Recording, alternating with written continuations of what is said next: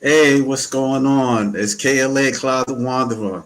I don't know if I'm gonna get copyright with that intro, but I had to use it. I was accepted. I like the music to the arcade. Man, it's still soundtrack and yeah, man.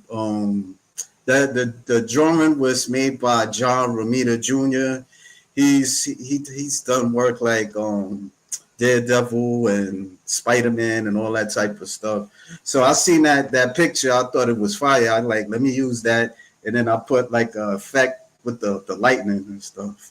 So yeah, this is Superman, Man of Steel conflict, and I'm here with my guest, BC Voice. He's an artist. For those who not familiar with him, and we about to share my thoughts on the new recent James Gunn Superman. And yeah, I shared my thoughts through this video. There were, I probably didn't break it down why I didn't like it and why I chose the Man of Steel too much. But I got my friend here, Brandon, and he's gonna share his thoughts too. So hey, Brandon, what's up, man? What's up, Cloud? I'm doing all right. Could be better, but just dealing with some other issues. I wish I had some of Superman's powers actually right now, at least his healing powers. Uh, but yeah, just I saw the movie. I we're gonna get more into like spoiler talk and all that, but if you're talking about my overall thoughts on it, like I thought it was entertaining at times, but it disappointed me and I'm not a Superman fan. I'll talk to you previously about I'm much more Batman and Spider-Man. They were more relatable, but I have I'm one of those that you would call a Superman hater. Um, Okay. but but I like when he's well done, and I do like it sometimes when you make me kind of almost like you make him so powerful and all these other things to where I do kind of want to hate on him. This Superman does not make me do that. Um, and I also felt like they kind of disrespect his character too a lot because he is supposed to be a very noble, but we're not getting too much into that yet. I prefer the Man of Steel Superman. Outside of Man of Steel, I really hated pretty much all the other Zack Snyder movies, though. But the way Man of Steel launched Superman's origin stuff, the way they handled the Krypton, and they really made it like a Greek tragedy almost kind of. And then they did start to end it with like some hope and all that. And I know there's a lot of people who didn't like the fact that he killed God and all that in there, but it was like I don't feel like they broke Superman's character too much in that movie. Now later on, the Snyderverse tried way too hard to beat the art, and I really think they messed up with Batman versus Superman. But overall, I still like Man of Steel more than this James Gunn Superman, just because James Gunn, it feels like he disrespects the character a lot for funniness sake, you know.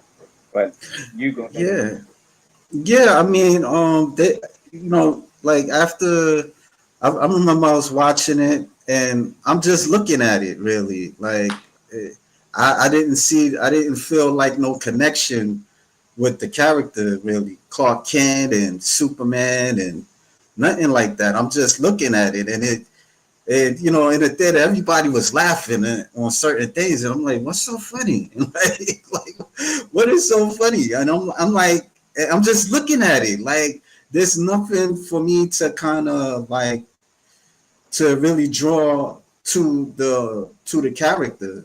Man of Steel, it wasn't perfect. It really wasn't.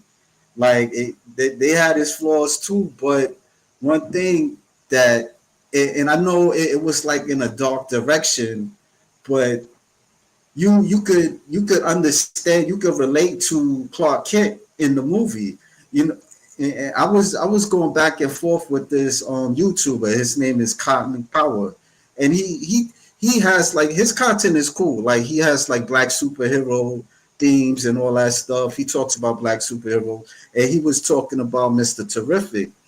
Mr. And Terrific was dope in this movie. I like yeah, Mr. Terrific.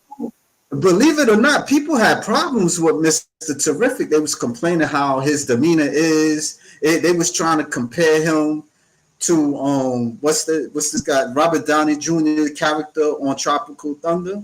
But yeah, a Uh, couple of people no, they well, yeah they was nitpicking on that. But some people are looking to create problems. They're trying to.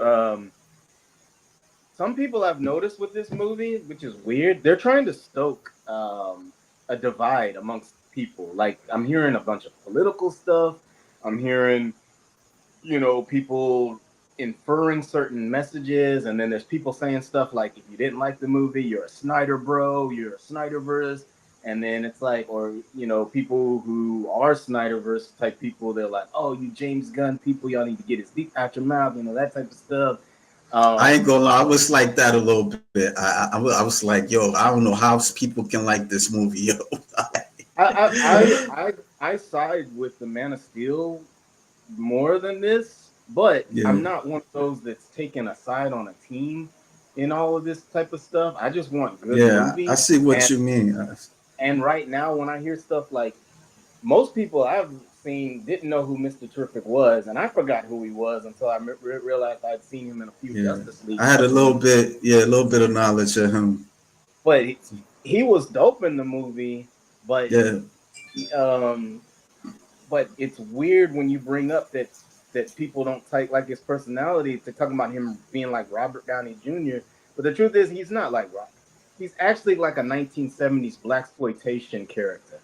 He's like a yeah, Shaft or not Dolomite, but in that mold. Like when I first saw him, I was like, bro, he's the throwback to 1970s blaxploitation characters, yeah, which is fine with his demeanor. It was, and that's the thing. He was a smart dude that was basically almost always under control. There's certain things that he can't do. Like it's like you need Superman to do that type of stuff. And that's another thing is it was sad seeing Superman get upstaged in his own movie by several characters. Actually, like yeah, Mr. Terrific was the main one who was competent and good in almost every scene he was in.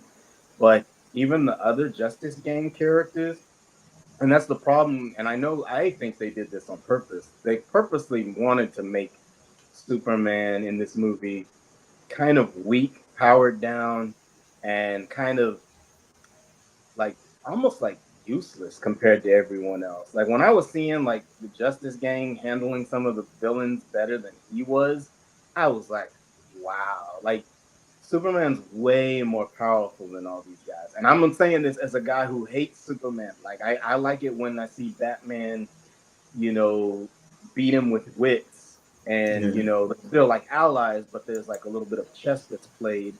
And I like sometimes seeing who Superman humbled. But during this movie, which is something a lot of people talk about, getting his ass whooped the whole movie.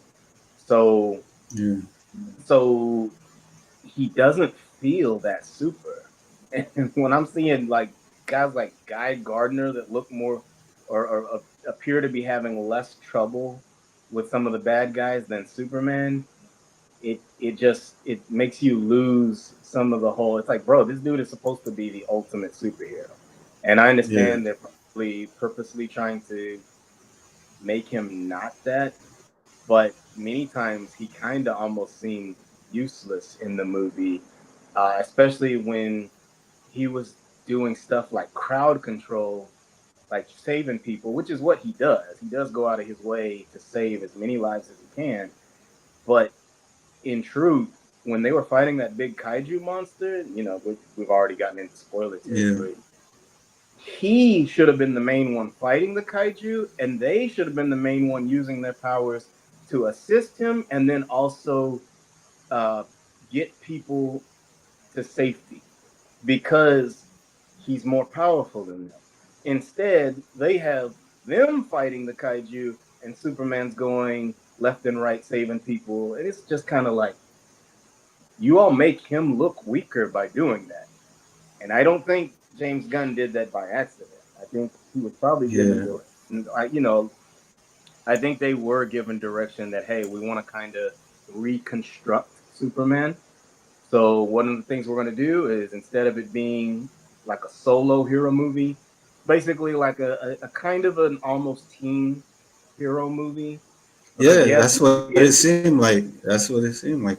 Yeah. and that's where they shouldn't have gotten James Gunn for it, because James Gunn doesn't want to do main hero theme type of characters, and he doesn't want them to be serious. He's going to look for every way he can to try to put, and like what you talked about with the movie theater. Now, see, my theater, they didn't laugh at everything. They laughed at some stuff, but I smirked at a few things because there are moments of some genuine comedy. I laughed one Yeah, time. there were moments.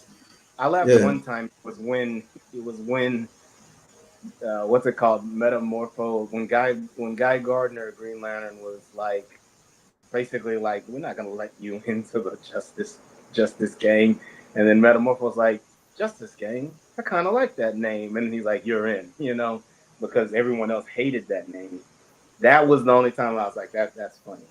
Um, but outside of that, a lot of the comedy, it did what Marvel tends to do, which is undercut serious moments. Yeah. Marvel is very afraid of serious moments, and James Gunn is the king of being afraid of serious moments.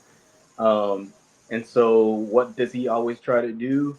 Is anytime something serious is happening, like a line or two later, maybe a pause later, cut it Right. with some kind of comedy, and that's the Marvel formula. And also, too, it does cater to today's general audiences, because just honestly, we our our moviegoers today seem to be just okay with less quality when it comes to storytelling and emotional gravitas. Mm. As long as you have it be mildly entertaining, people be like, okay, it was good. Like, I watched that Jurassic World movie recently. That movie's garbage, the Rebirth one. And there were Yeah, several I'm not people. focusing on. You Yeah, shouldn't. Don't watch. I lost touch with Jurassic Park. Yeah, I don't it's even know if I want to go see Fantastic Four. Really, to tell you the truth, me neither. I probably, yeah, because they gender switch Silver Surfer, and I think what's her name, the Sue Invisible Storm. Girl. She's Sue the Storm. leader. Yeah, Susan So they made Storm. her Yeah, the she's leader the leader. Yeah, instead of Brie. from what I've heard. Yeah, yeah, yeah. She leads the Fantastic Four. They on some feminism stuff. They on some other things too as well. It is what Well, it is, man. and that's the thing. Like, I don't really, because I never cared about Fantastic Four that much. I don't care if Yeah, they I make mean, certain switches. I did like Silver Surfer though, because he looks cool. So yeah, when they do, if you're gonna make Sue the leader, I'm actually not upset about that. That could be fine. But then when you do stuff like making the Silver Surfer a girl, because I know they recently did a take where a lot of these changes where they gender swap and race swap characters is because in the comics they've done it in the last like 10 yeah, years. yeah. And so then That's they're true. able to say, oh, well, we did this. But most of the characters' history, they've been a certain particular race or gender. So when they do that, these studios know that they're going to piss off a large segment of fans of the original character. Then what happens is those fans start to vocalize and criticize it, and then a lot of other people start to be like, "You all are racist, you're sexist, you're this, or you're this," um, and it becomes like an endless war. Like, I see people who become grifters who like hate anytime they see a female character in a movie, especially if she's a leader or strong. Yeah, But then and then also race swapping and stuff like that too. But my problem with those types of things is when they just gender or race swap and then they don't put a good story in. Like, then it's like, okay, you purposely set this hero up to fail. Like how what they did with Captain America: Brave New World, making Sam I thought it Wilson. was all right. I didn't really think it wasn't too bad, but I The story noticed that sucked. there was The some. fights were cool. The It fights, wasn't great. It wasn't great, but it wasn't that bad as people was like making it to be. It just that's wasn't the the best anti Captain woke. America movie. Yeah, That's the anti woke people. Those are the people who are like, Captain America will always be Steve Rogers. Why'd you make him Sam? And here's the thing too. I think it's unfair to Sam Wilson. To me, they should have left him as the Falcon, because he was his own original character. But I know the studio did that to piss people off, and that's where I get these studios are not completely dumb, even though they are making a lot of dumb movies. They're not dumb in terms of how they see the changes that they make, cause they're able to read the comments and see a lot of the feedback that people are posting on Twitter and YouTube and all this other stuff. I think this is done by design, um, to get us all worked up against each other over really minute, stupid stuff. Now, the thing that I just hate is how they're doing it with dumb storylines. If you race swap and gender swap characters, but make it good, no one's really going to care. Look at Nick Fury. Nick Fury is actually white in the comics originally. Put Samuel L. Jackson in there. No one said anything. None of the people who are even anti woke said anything about Samuel L. Jackson being Nick Fury. They liked it. You know why? Because during that phase of Marvel, they were writing him well. They made him a badass, just like he is in the comics. And then you had a great actor portray him.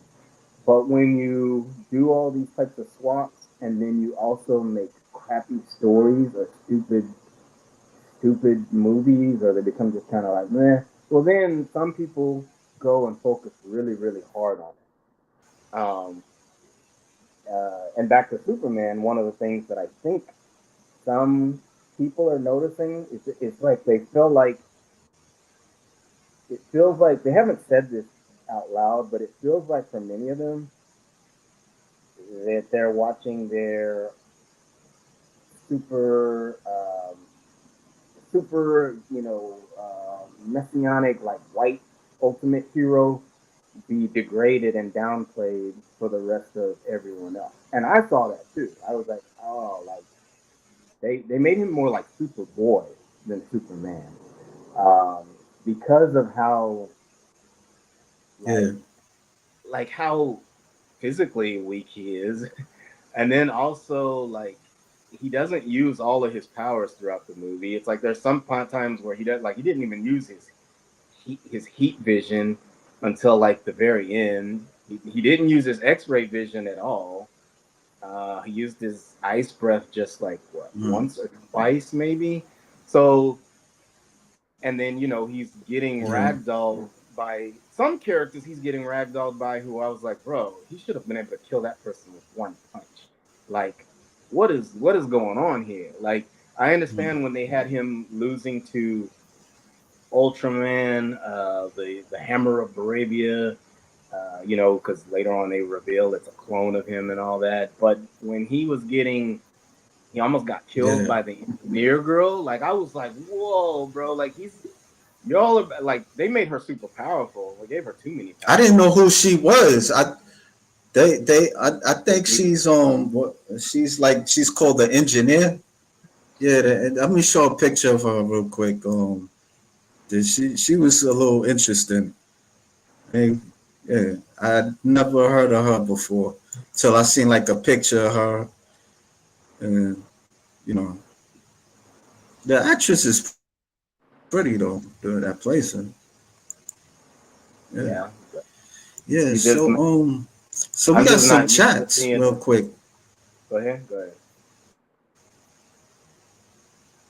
Let me read the chats real quick because there's a lot of people. Um, we got Rolando G. The new Superman is not how he should be. KLA. Hey, BC voice. Hey, Rolando, if you want to hop on real quick and tell your thoughts, you're happy to. I'll drop the link. Um, James Gunn universe is ridiculous. Visually, Matt G, visually, I hate the Snyderverse. All the colors are way too washed out and dark. Yeah. And we got Matt G. You are okay. And then I feel like James Gunn's Superman is way more relatable than the Snyder one. Really? I hear that. Then I mean, then the actor was Rolando G. Yeah, Mr. Terrific was cool. Yeah. So let me but that drop the the link. actor who Somebody played wanna. uh, but the actor who played David I Cornswell seen him actually did before. a He good he job. played the X Men. Yeah, I he didn't see played that. the X Men. He wasn't. I didn't have an issue with him. I I thought he was a good you didn't Superman. I see thought he was X a Men good First Superman. Class? Yeah, I saw X-Men First Class. I just didn't remember him being in it. But I What was the hell? saying that he was a Oh good yeah, he Superman, was. and he's a good. I forgot his. Not good. Say what you say. I was gonna say he was a good Clark Kent and a good Superman. Like just like I thought Henry Cavill Yeah. played the role well. I think both of them played the role well. They're just limited by what the directors and the writers are having them do. So for Henry Cavill, the criticism is he was way too stoic and dark. Well, that's what the writers and the way Snyder wanted him to be. But he could be more lighthearted. Um, this Corn Sweat, I do believe he could be more serious at times if they would have written him that way. That and I Yeah. can see this Superman being more relatable because he is kinder. He is more oh shucks, oh golly, like that type. And that's endearing to people. It makes people think of him as more Yeah. innocent. But he was too naive and innocent, like a boy. He was like a super boy and not like a Superman. Because Superman can still be naive and still played as a fool, but he's also very stoic at times. And when he gets serious, like, bro, even if people know he's not going to kill anyone, if he gets serious and pissed, everyone in the room knows to shut the hell up or chill out because this dude could easily destroy the whole planet. Like that's what makes him. That's what makes him Superman, and also somewhat scary. And then that makes it more threatening when the villains have him against the ropes because they're like, oh shoot, they've got the most powerful being on this planet, on the verge of death or whatever, or he's in a situation where he's not able to use his powers. Hello. Oh. Then that makes things a lot more interesting. But throughout this whole movie, he's like what they were showing him in the fetal position. He was in that position a lot in this whole movie. I was like, God dang. Hey, boys! I wanted to ask one question. Why in the previews they just showed Well, him getting? Oh, I'm sorry. Hey, Kayla, I'm here. I just wanted to ask, why did they show him getting? hey, what's up? How you doing? Oh, it was. Oh man, I'm all right, man. I'm just getting barely getting off. Well, I got off of work a little earlier, but I got to head back in tomorrow morning too. So my days off is on Wednesday, so I got Wednesday and Thursday off. Oh man, but yeah, What's your but thoughts on Superman? yeah, you know what? There's this one guy I follow, You, and mm, yeah, this is one guy I follow. And he's a brother. And he's saying, man, keep your money in your wallet. Don't go see it.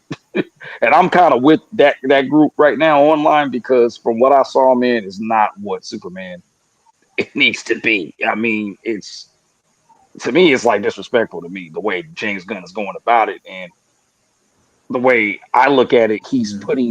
he's putting the same type of formula from Guardians of the Galaxy, Hmm? Star Lord, that Mm-hmm. character Yep. into this type of DC universe genre.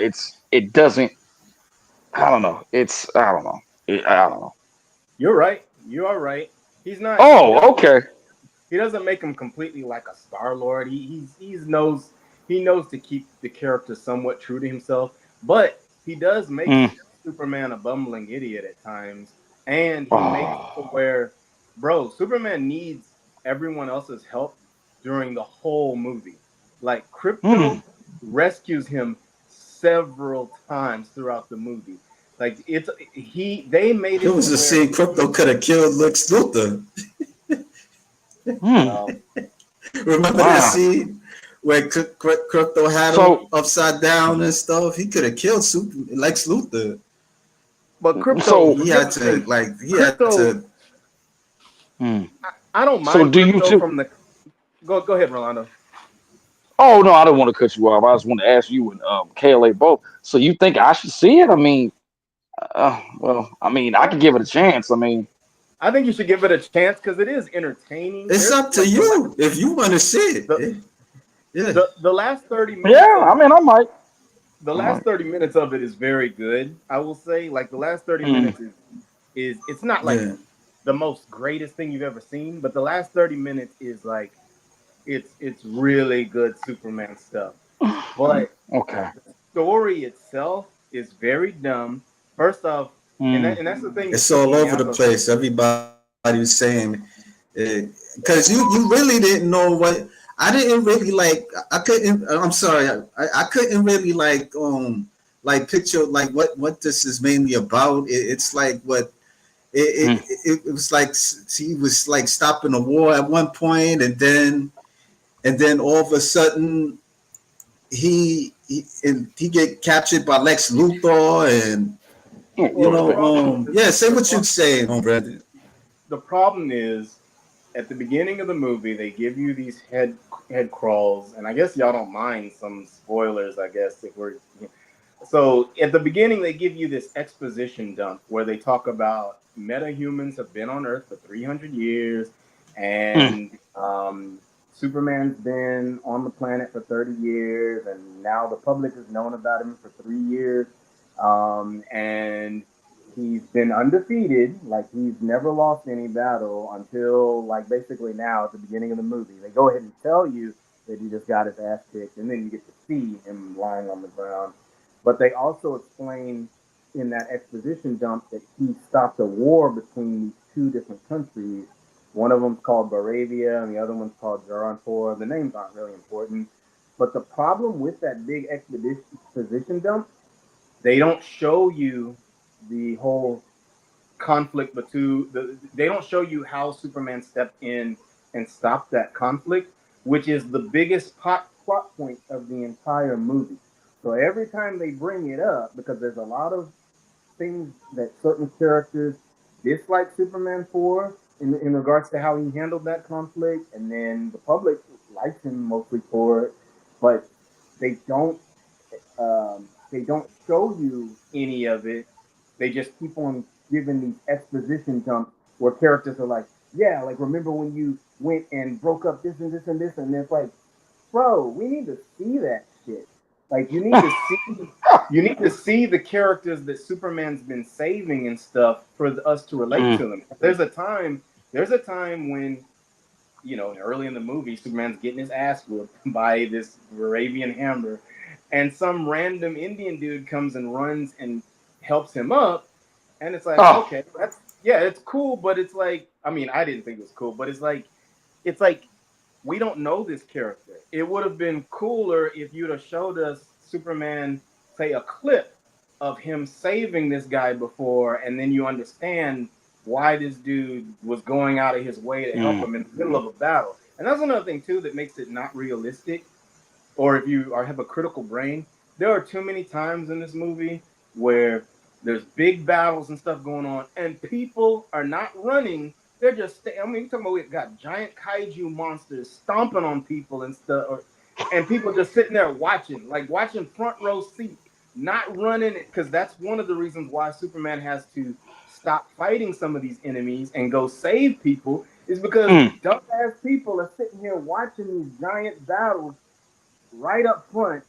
Like it's like, come on, guys. Like this is they were coming up with excuses to have Superman do Is there some, a reason? huh? Is there a reason for that? I mean, does James Gunn explain why the people ain't scared no more? No, This is no. like happened. Well, he Oh, knows that our modern day people are mostly too dumb to actually think about stuff like that. They're like, bro, like So Mm, like mm. that's also I saw that in Jurassic World Rebirth. There were several times where people are doing the most dumb things, and it insults your intelligence. If you have a critical brain, it's gonna insult your intelligence. You're like, bro, all you motherfuckers should be dead. Like, there's no way. But he does it to put Superman in some predictable in predicaments. But then, like what you talked about, what you heard about people, it seems like they disrespect his character. They do this to make him and many times look weak, and then elevate some of the other characters. Where it's like the Mm. just. It seemed like there were several times where it's like, bro, Superman, these people don't need you. Like there, and that actually happens in the middle of the movie one time where there's a big fight going on, and he's talking to Lois Lane, and he's letting the Justice Gang handle it. He's not even going like, and they're struggling. They're struggling with the monster. We can see it in the background, and it's kind of played for laughs. But Mm. you know Superman's character, you're like, bro. Even if he knew that his team could handle something, he's not gonna just sit by and just be like, oh, they can deal with it. Oh no, no, That's he gonna exactly help. what they had him do, and James Gunn Mm. plays it for laughs, and it's not funny. And you're just the whole time you're just kind of like, dog. Yeah, If you're a Superman fan, oh, and you like know, I said, I'm not a Superman fan, but I know Superman fans, true Superman fans, they they hated the way they butcher his, his personality in terms of his virtues, that type of stuff. His Mm. yeah. Let me talk ask George if he's seen the Man of You see the Man of Steel. I know you didn't see Superman, but did you see the Man of Steel, George? Yeah, I seen Man of Steel. It's a pretty Hello? good movie. Yeah, I seen Man of Steel. Can you hear me? Yeah, we Hello? can hear you. Oh, Yeah, Yeah, like oh, hey, George. yeah, did what's going on? Yeah, I seen Man of Steel. It was a pretty good movie. It's just you I know. think it went kind of different direction. I think it was trying to be too much like the Dark Knight in a way because they wanted to do that dark thing they were doing. Oh yeah, because Yeah, Christopher it Nolan just was behind it. Mhm. well, it was actually Zack, Snyder's Zack movie, Snyder. but yeah, but the Hmm, idea right. was based on Christopher Nolan's. It should have stuck with maybe something not so much trying to be like Richard Donner, but still try to be a little bit his own movie. Like with that last Superman movie for that one, for Man of Steel, it just it was trying to be somewhat like the first Superman movie, but still I think the thing having to have a kid and the whole thing with the whole kryptonite, island, and that was too much. Mm, Man of Steel, yeah. it has some good aspects of it, but the thing was that Batman, One second. Superman does have a no kill rule, but he has killed before. If Yes. you look in the Right. comments, he has killed before, and Yeah. people can't forget that he has killed before. But that situation, he had no choice because I didn't what know Zod that was, one. yeah, what Zod was about to Yeah, I do, heard about yeah, yeah, uh, what Zod was about to do, about to kill those people, so he had to save them. it. Mm, Um, right. Remember that. from what I've seen from this new movie, it's trying to find its own direction. Like you said, like you said, KL, it's like trying to be like Guardian of the Galaxy, but that's just still was that was a pretty good movie, and it has its own look and its own style. You got to remember, James Gunn also directed Right. like a Suicide Squad movie, Mm, right. and its look was almost kind of like that same way too. Okay. Uh, with this movie, It's Yeah. similar. It's like Mm. Brendan, there's a lot of what's your precedent. hold up, sir? Hold up. Brett, what's I was going to ask you, like, what you think about the Supergirl spinoff that's coming next year in 2026, where well, Oh they man. showed Supergirl cameo. Would you want to see it? Uh, no, I mean I like Thank you. Supergirl like a as a just a one-off character, like a side character, but I don't want to see her. And also, this version of her, just full disclosure, Oh y'all, they're man. gonna make her a drunk teenage bitch. Oh, Like she's I she, heard the about that. her first appearance in there. She comes in and she calls Superman a bitch. It's like, it's like, see, and that's where James Gunn is inserting his style into the movie. Mm. He is trying to make it somewhat like a Suicide Squad or Guardians of the Gallery, because this movie, they cuss a lot, a whole lot in Oh, this they movie. do. Oh yeah, oh Mm. yeah. Like when that's Oh, why wow. it's so weird when you're talking about they're trying to criticize the whole Snyder trying to be too serious, but in this one, like they're cussing left and right. Like it's just kind of like Mm. I don't have a problem with the whole cussing either, but when you're doing it just so that you can do it because you want to try to be raunchy, it's like you're trying to Yeah. appeal to like Yeah. teenagers. It's like you're just doing it because it's like, oh yeah, this is something that teenagers think is cool. Like when you just walk in, like, hey, what's up, bitch, and like that type of shit. It's like, Wait, bro, so like, so did the Peacemaker, John Cena's character, appear in there? Because he's okay. yeah. So he must come Okay. from an alternate universe. Because if not, they're not going to be able to explain having a character from the Snyderverse or DCU in this world. Yeah. Yeah. That's oh, because I already Yeah, knew what his character was all about. And he does that too in that show. I saw bits and pieces, but I wasn't too keen on his character. I've Uh, never cared for his character. I like John Cena as an actor, and sometimes he's funny. right. Oh yeah. Oh yeah. He is. Well, But that they're trying to do is this also. They're gonna do the Rob Pattinson Batman, I think, in a They're year or gonna throw two. him in there. No, not gonna throw him in here. It's gonna be a separate, kind of like with the Joker series. Mm. It's gonna be a separate universe. mm. So Mm. you're gonna Mm. have his. They're gonna probably have two different Batmans. Gonna have Batman for that universe eventually. They're gonna have the one with Rob Pattinson version. Did anybody So see that movie? The Batman, the yeah, I Robert saw it. Pattinson movie? I seen it. I I, don't know. I thought it was Mm. decent. I thought I it thought it was was decent decent. too. I thought it was I'm decent. still Christian Bale. Yeah, I like Christian Yeah. Bale. Yep. Yeah. I'm with you, George. Yep. But I didn't think it was all that. I'm gonna keep it real. I really didn't. Oh I tried to like it, like the first one. wow. I like Batman Begins, like when he's Bruce Wayne, because it's like he tries to find himself, and yeah, that's good. and then he finds like Ra's al Ghul, and he trains him and all that stuff. Oh yeah. That part I like that hour, but when he turns into Batman, it ain't doing nothing for me, man. It feels But like a tease. Like here's the I thing is, wanted more action in it. Like his thing is, I wanted like some more. I wanted like some competitive fighting and stuff like that. Somebody kick his ass a bit. I think Ra's al Ghul, he kicked his ass, but like on that train scene. But other Oh than yeah. that, it was like a tease. Like it was preparing you for the second Batman, and and the second Batman, I would say that when Joker left out of that the prison, that's when it got really hot. That it got really well, good. actually, if But you other are than wondering, that, I didn't really think. I Joker thought the was in third prison. one wasn't too bad, but it wasn't too bad. But Hold yeah, there. that the Bane I was part, never in a prison. I was never it in a prison. it wasn't accurate as much. Dude, stop, man, stop. Will you I was never in a prison. I robbed the bank. now say what you gotta say? But like the thing is, what it is about it was a different story. It's the start of how he started. The mythos of how Batman becomes. You got to see, like, with all the other Batman-based movies and TV shows, you never saw how Bruce Wayne became Batman. You only saw him Right. always Batman. Like, if you go back to the Keaton and Keaton. Right. and the Keaton And Jack movie, Nicholson. Keaton. you Keaton. know, Right. you always see him as Batman in the start of the movie.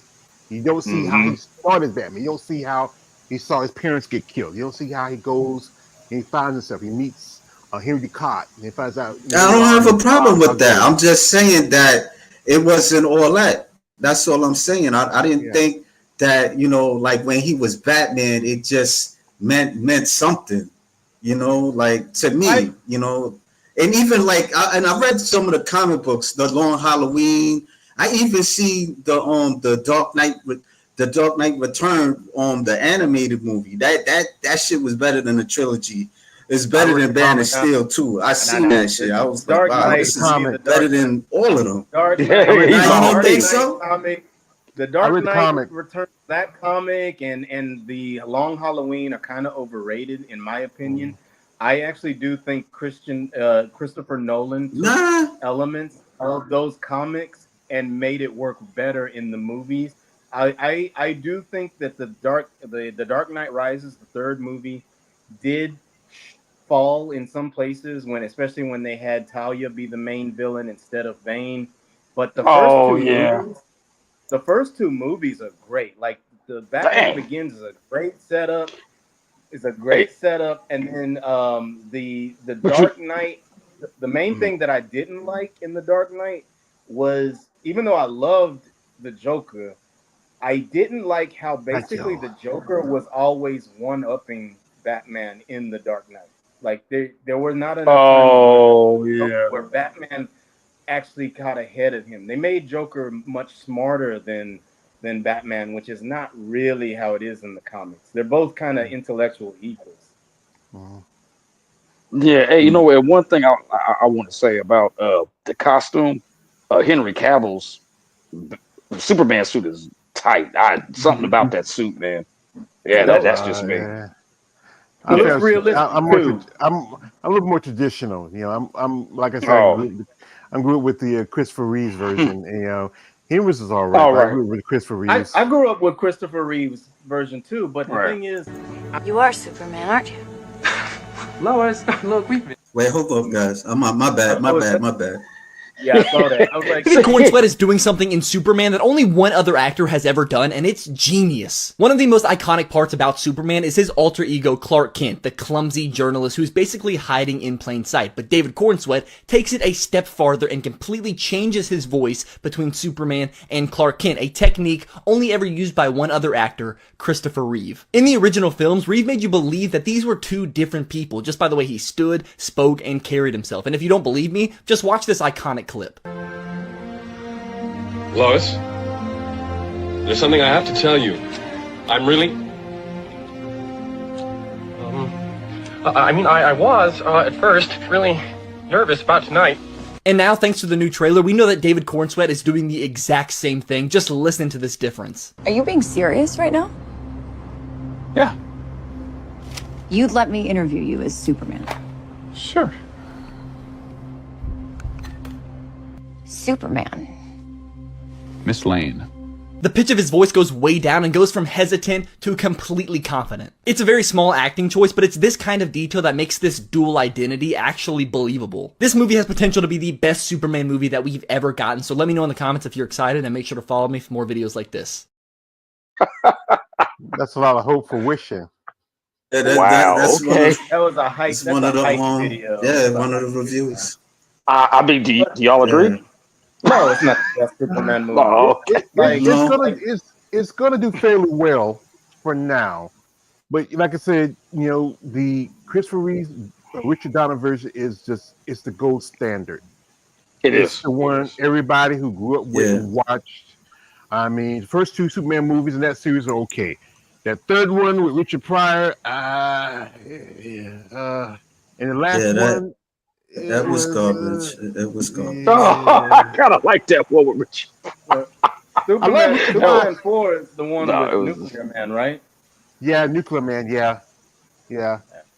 Oh, there goes Zack. All right. Okay. So to me, and I grew up with the Christopher Reeve one too, because I was born in '87, so that was still like the main, Superman iconic imagery growing up until the animated series came out. Then that started to become more Yeah. like, but even then, Man of Steel, I think, is, even though with all its problems, it is a significantly better. Like, I don't think it's just one level above this one. I think it's about two levels because of how they take serious some of the themes. They don't take serious, they don't take too much serious at all in this movie. And that's to the detriment. But It was goofy. But see why? very good. Yeah, but right. But tell me something. If they're bringing and that's why I like the animated series of those DC animated series. The DC like animated one-off series little is way better than this. man. Way They're better than this. But I know, and they're combining them with Justice League Dark because they added what's that comic called Hellblazer? Those characters now are in the I DC know. universe. Yeah. Justice League I don't Dark. know anything That's about him, What's but his I John mean, Constantine. name? Yeah, John Constantine, John Zatanna. Constantine. Mhm. What about those characters? I mean, they do it well I with don't. those I know animated this. shows. I know this. I do not want to see James Gunn touch Batman. He does not need to be nowhere near a Batman because he's going to. Oh He can't man. help Oh, himself. He's going to I try think you to better leave for make the it. hands of Mike It's too Reeves. late for that. The bold and the brave. the Bold and the Brave. The Yeah, Oh, Brave he's and the doing Bold Bold. that. and the brave. That's yeah, Okay. yeah. That's that's what I yeah. Oh felt wow. because say Bro, Oh wow. he the can't do. He can't take serious characters. He did it somewhat with Star Lord, though. He had Star Lord deal with some serious moments, even in the Guardians of the Galaxy movie, and he handled it well. But right now, I feel like he's in this mode of I gotta make everything as funny and at times as raunchy as I can get away with. You know, so like you can make it. Oh, You feel like you can make it too much like the old Yeah. Batman with Adam West's movie TV yeah, show. I could see that. I could see that. Yeah, okay. Okay. yeah. I But mean, you with go say crass humor Yeah. That inserted in there. I just like I Mm. said, yeah. I grew up watching a lot of these TV shows, like the old Batman TV show, Wonder Woman TV show. Still watch them now because they come on certain networks. I'm an old man, so sometimes I And watch they those all shows. trash. They wasn't really good. But you We got to I remember just love like it then. Wonder as a Woman, kid. though. That's I all. love Remember Wonder then. Woman, man. Remember I'm then. glad. Yo, I'm glad We Kaylee don't. We said don't. it. We don't have. We don't have like the CGI stuff that we have now. How you can make it look like a Yeah, certain but way. it could have You been just. good. It could have been good. But that's the thing is, you I got to mean, remember look, this. like look at Star Trek. Look. Let me say what I gotta say, bro. Like I look at Star Trek. Star Trek is a classic. It's a classic. This shit came from the '60s, and people still watch if Star Trek with the special effects may not have been all that. It wasn't computer generated, but it's a beloved classic on TV show. That's what I'm saying. It could have been like Wonder Woman. They could have put like somebody like a god fighting her in the like Ares in that series or something like that. But you got to remember Well, I don't again. know. They probably wasn't These, thinking about it these, like they wasn't thinking about it like that. They wasn't. Muting your mic a little bit because they wasn't thinking about it like that at the time. So they had all these. They had these comic criminals. She was fighting bank robbers or like all this. It was corny, man. Like you watch it now, it ain't like how you was watching it as a kid. That's all I gotta Mhm. say. But here's the thing: was this is a network television show, and they have a budget. One reason why Batman ended because they couldn't afford to keep it. They moved it over to another network, but then what they did was the deal was that they wanted to keep the show, but they turned down the scenery, so they broke the deal. Wonder Woman was Georgia was on. trash. It was Let trash. again, it's a It TV was network. trash. That's You say it. anything about It was Incredible Hulk? trash. What It Incredible was Hulk trash. fighting? Incredible Hulk was trash too. But the It thing was is, trash too. they, It they was made trash too. they They all they was trash. They they all was. see That's why they needed an upgrade. That shit was all that trash. was the '60s It and was trash. that was the It was '70s trash. and the '80s. They don't have that big budget like they do So now how with come the TV. Superman wasn't? So how come Superman wasn't bad? Superman Which wasn't one? bad. We're talking about TV, your TV The show. We're first, talking about, the one and two, it but wasn't it wasn't bad. you're talking about a movie compared to TV show.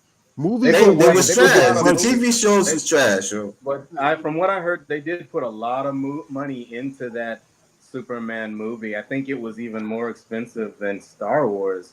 I could be wrong, but I Oh, know they put a lot of money into the 1978 Superman. They put a lot of money into that. Yeah. And with a TV show, you don't put as much money because you have a budget. And like I said, one was on one network, and then because they couldn't afford it, they switched to another network. It still was trash. That's all I'm Yeah, saying. It was I know it's trash. trash, but I mean, you're not gonna get what you want. the first were what's her name? The what's her before name? Linda Carter.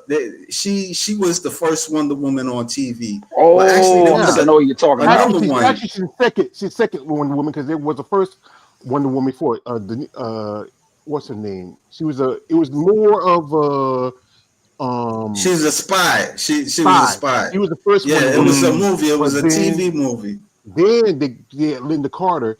The thing was, as you know anything, most of the time Hollywood does not follow the idea of the comics. They follow what they feel like works. They want to make more like an action adventure series. That's why she fought spies and she fought Nazis during World War, because when World War came out, she came out during World War II. So she wasn't fighting her like rogues gallery. Like Yeah, No, Cheetah. not at all. she had Sorry. Not at Cheetah. all. She didn't have anything like that. Like the Cripple Hulk. You go Cripple Hulk. So he didn't have the Abomination or whatever villains he had. Even if you look at Batman, some of his villains weren't other than maybe Joker and Riddler and Catwoman. His regular rogues gallery. Riddler. He didn't have Right. Bane. Bane No. comes years later. You had Bane basically wasn't the ones that. existed yet. Yeah, Bane Bing exists. Yeah, I forget. Bing exists yet, but you had just the big ones that were in that comic of that period. So Yeah. One thing I don't like with the whole Batman stuff, even though I love them making it dark and gritty and realistic with him, they still need to include some of his supernatural people in there, like Man Bat and Killer Croc, Clayface. Oh yeah. To include some of those, because those characters, they're still done very well in Batman comics. Yes, they're more supernatural, but he's still a grounded, realistic character, even with that stuff going on. The movies are steering way, way too far away from that. They're like, no, we can't have anything supernatural because Chris Nolan did so well with grounding it. But I'm like, bro, you can still push the ante a little bit. Because Scarecrow is. It wasn't dark enough. When you he was just. He is on more like the paranormal, almost supernatural. Even though his abilities are grounded and realistic, when you go deep into the stuff that he can do to people's psyches, it does come across as like super villain. Yeah. And then he didn't want to do Penguin because he didn't like that character. But they could have done like what they did with what Mike Reeves did with his version. Colin Farrell. Yeah, no. Didn't even have the Riddler. It's just he said he didn't want to touch any of the characters like Man Bat or Clayface, or even he did Bane, instead of having him on Venom, he just was this guy who had a issue. He need a what's those things? A ventilator. That's what he needed. Yeah, it's just each director has a different style. Even if you look at the what's the guy who directed the I forget his name. He's throwing back in my head. He did the Tim Burton? Yeah, Tim Burton. Tim Burton? Yeah, he was he was gonna do the Superman with Nicolas Cage. I think they were supposed my boy Tim to Burton. have Brainiac in it. Yeah. I want to see Brainiac. Something happened with production. I want to see Brainiac, man. That's a good villain that they don't ever touch. Yeah, that's what I was saying. Like they should like bring up somebody that they never had before, but they always stuck with Lex Luthor, General Zod, and that's it. Like this is like the first Superman, I would say, that they had different characters. Although I heard I heard the idea with Ultraman, like somebody was comparing it to Sunman with Superman 4. Where he takes like the flock of his hair and he makes him like a nuclear man. Yeah, that's the same. Nuclear man, right? Yeah. Honestly, I would have liked it if they would have turned Ultraman into Bizarro, man. Because he's dumb. Like Ultraman is dumb in the movie. That would have been an idea. Bizarro. Yeah, that would be an idea. But I think they just wanted some kind of alternative. I think with Tim Gunn, I think taking James Gunn, I think taking bits and pieces here and there. You can put in like characters like Parasite. Also, one thing they really didn't get a chance to reach up on is the whole thing with Darkseid. That would have been great if they had. But you had to see the Snyder Justice League. I don't know if anybody's seen like the Zack Snyder Justice League. I didn't get a chance. Darkseid was in it, but he didn't really was there like that. But he has an appearance like way more than the Justice League that was in theaters. It was pretty good too. It's better than way better than the it was way one better question. than the Even Zack Martian Snyder. I Manhunter. mean, not the Josh Martian. Hayden. Oh, Martian Yeah, Manhunter. Yeah, even Right. gotta get yeah. He serious. was at the end. He was at the end. He was talking to Bruce. Bruce Wayne and stuff at the time. Yeah, But I think but he George just had a cameo. That's it. I think George brings up a great point in that we've had a lot of Superman movies, and we have still not had Darkseid be a main feature in it. And it's like, bro, if you're Yeah, gonna have a movie with Superman getting his ass kicked throughout the movie, you better have Darkseid or Doomsday in there being the one doing it, because it's Oh not yeah. believable when we're seeing all these other people doing it. It's Yeah. Mm. there's only a few characters in the whole comics that can routinely match up against Superman and whoop his ass, even without kryptonite. You know, Darkseid, Wow. Doomsday, Wow. Lobo, Oh, Mongol, Lobo. Mongrel. Lobo. Mongrel, the gold guy. He's a cool Yeah. villain. Well, he beat him quite a few times, but yeah, you might put him in there. And can't forget the other Ultraman. You know, he's beating him. Oh, the other And Ultraman. Mm. yeah, Yeah, yeah, yeah. The those Ultraman from characters, the other dimension. those yeah. characters exist, but it's tiresome when we're seeing it only where it's like Mm. Zod and Luthor are the ones who are like the mastermind behind it, or it's just Zod being able to match Yeah. up against them because of powers. They need to Hey, a use some of question. the supernatural heroes or villains. I mean, Yeah, It's it's just always 'cause one thing people forget. One of his one of the biggest Superman's big weakness is magic because oh Kryptonians are a Yeah, scientific race and they didn't believe in magic. And you put him against okay. like Okay. he has a tough time. He has beaten magical characters, but he has a tough time because it defies his Hey, he's easily scientific. controlled with Yeah. Super. that's I why know that that. hey, one guy gives him trouble. The guy, the little short guy, Mister Mixta. I don't know how to pronounce his name. Mr. Mr. oh, Missile Click. Yeah, that's what it Yeah, goes. Mixie. Mr. Just Missile. call him Yeah, Mixie. Mixie is a lot easier. Yeah, yeah. He's got magic abilities and stuff like that. yeah, yeah. He's from the yeah. fifth dimension. He's a lot more. I remember there was a Superboy, and they featured him in Yeah, an I remember that. episode. Oh, yeah, Actually, they Yeah, did. he did a couple yeah, episodes of that Superboy series because that was on for a couple yeah, of years. They changed yeah, Superboy, so they had one guy for the first season and changed to another guy the next season. You Oh, know, yeah. yeah. And that one was Jabbar Christopher. That's the one I was talking about in the comics from 1988 to 1992.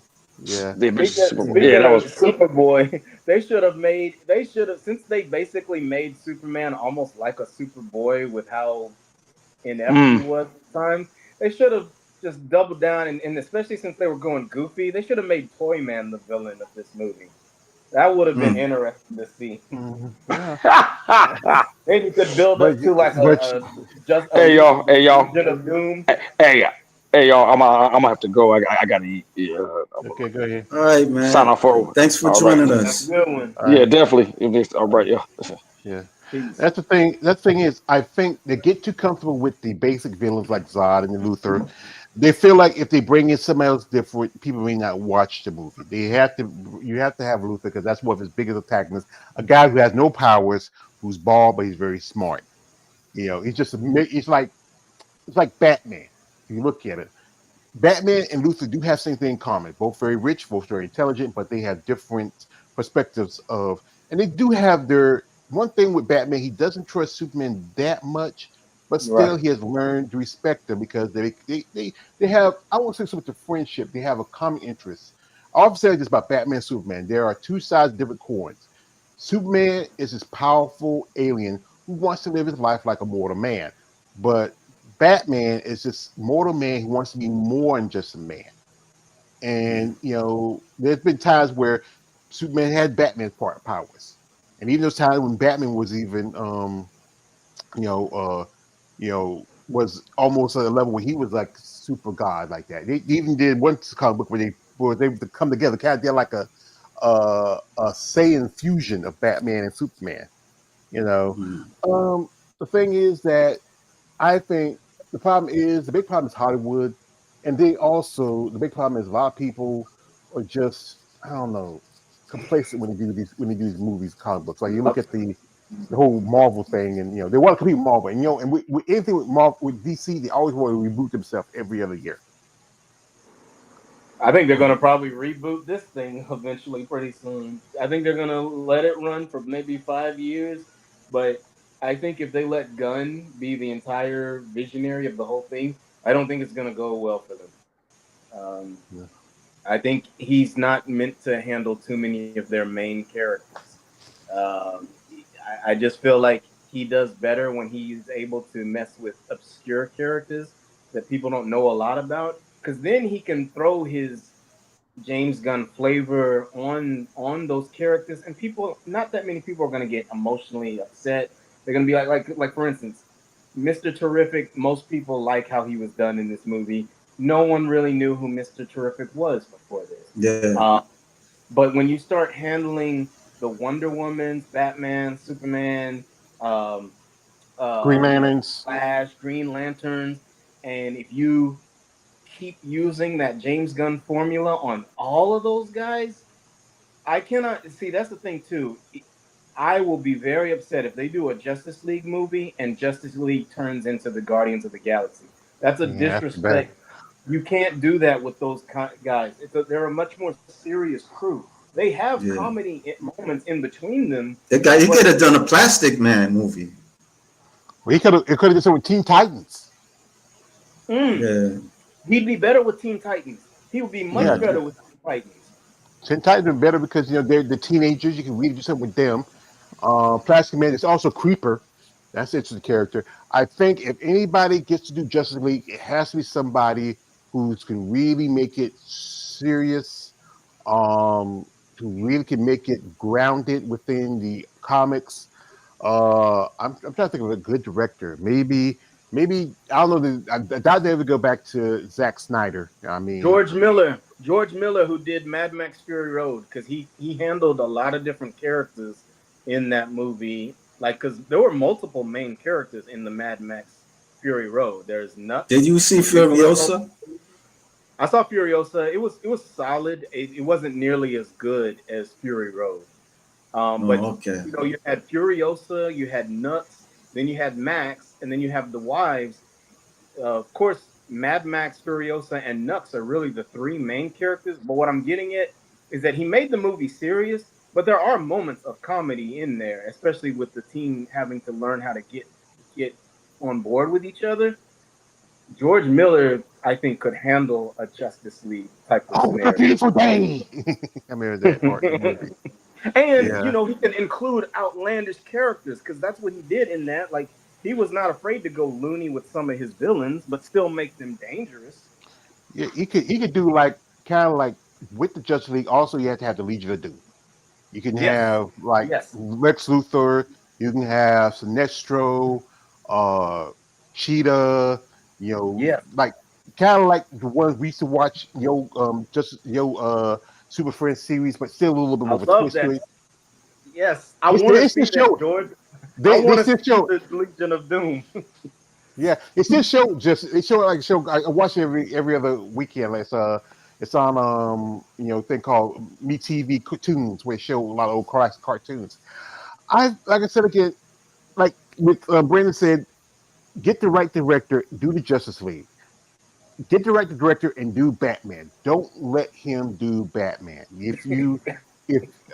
Like I said again, you can't make Batman has to be his own little, even though he's gonna cross over every now and then with Superman, Batman has to be his own.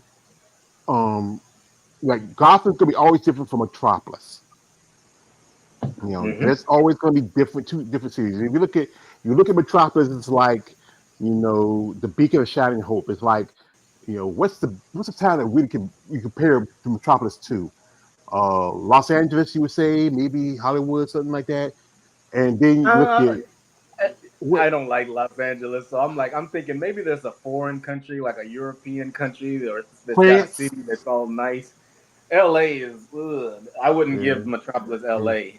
Yeah, okay. Let's say France, or maybe Denmark or something like that. Yeah. Okay, and you look at because remember when they did the whole Nolan Dark Knight series, it was in Chicago because they did it in Chicago. And and New York's always been kind of more like Gotham. You look at because you're New York kids. I think you gotta have those universes separate, yet they do meet. You know, would they use Pattinson as that version of Batman? Nah, I think he should have his own universe, and Matt Reeves do his own version of Batman. You get another actor. I would say the guy Scott Adkins. He even did a little thing where he wanted to play Batman. He would have been great if they did it with the CW. You are Superman, aren't you? Lois, look, we've been through these hallucinations of yours before. Can't you see what you almost did? Throwing yourself off a building 30 stories high. Can't you see what a tragic mistake you almost made? I made a mistake. I made a mistake because I risked my life instead of yours. Lois, don't be insane. And don't fall down, because you're just gonna have to get up again. No, Lois, now don't be crazy now. What?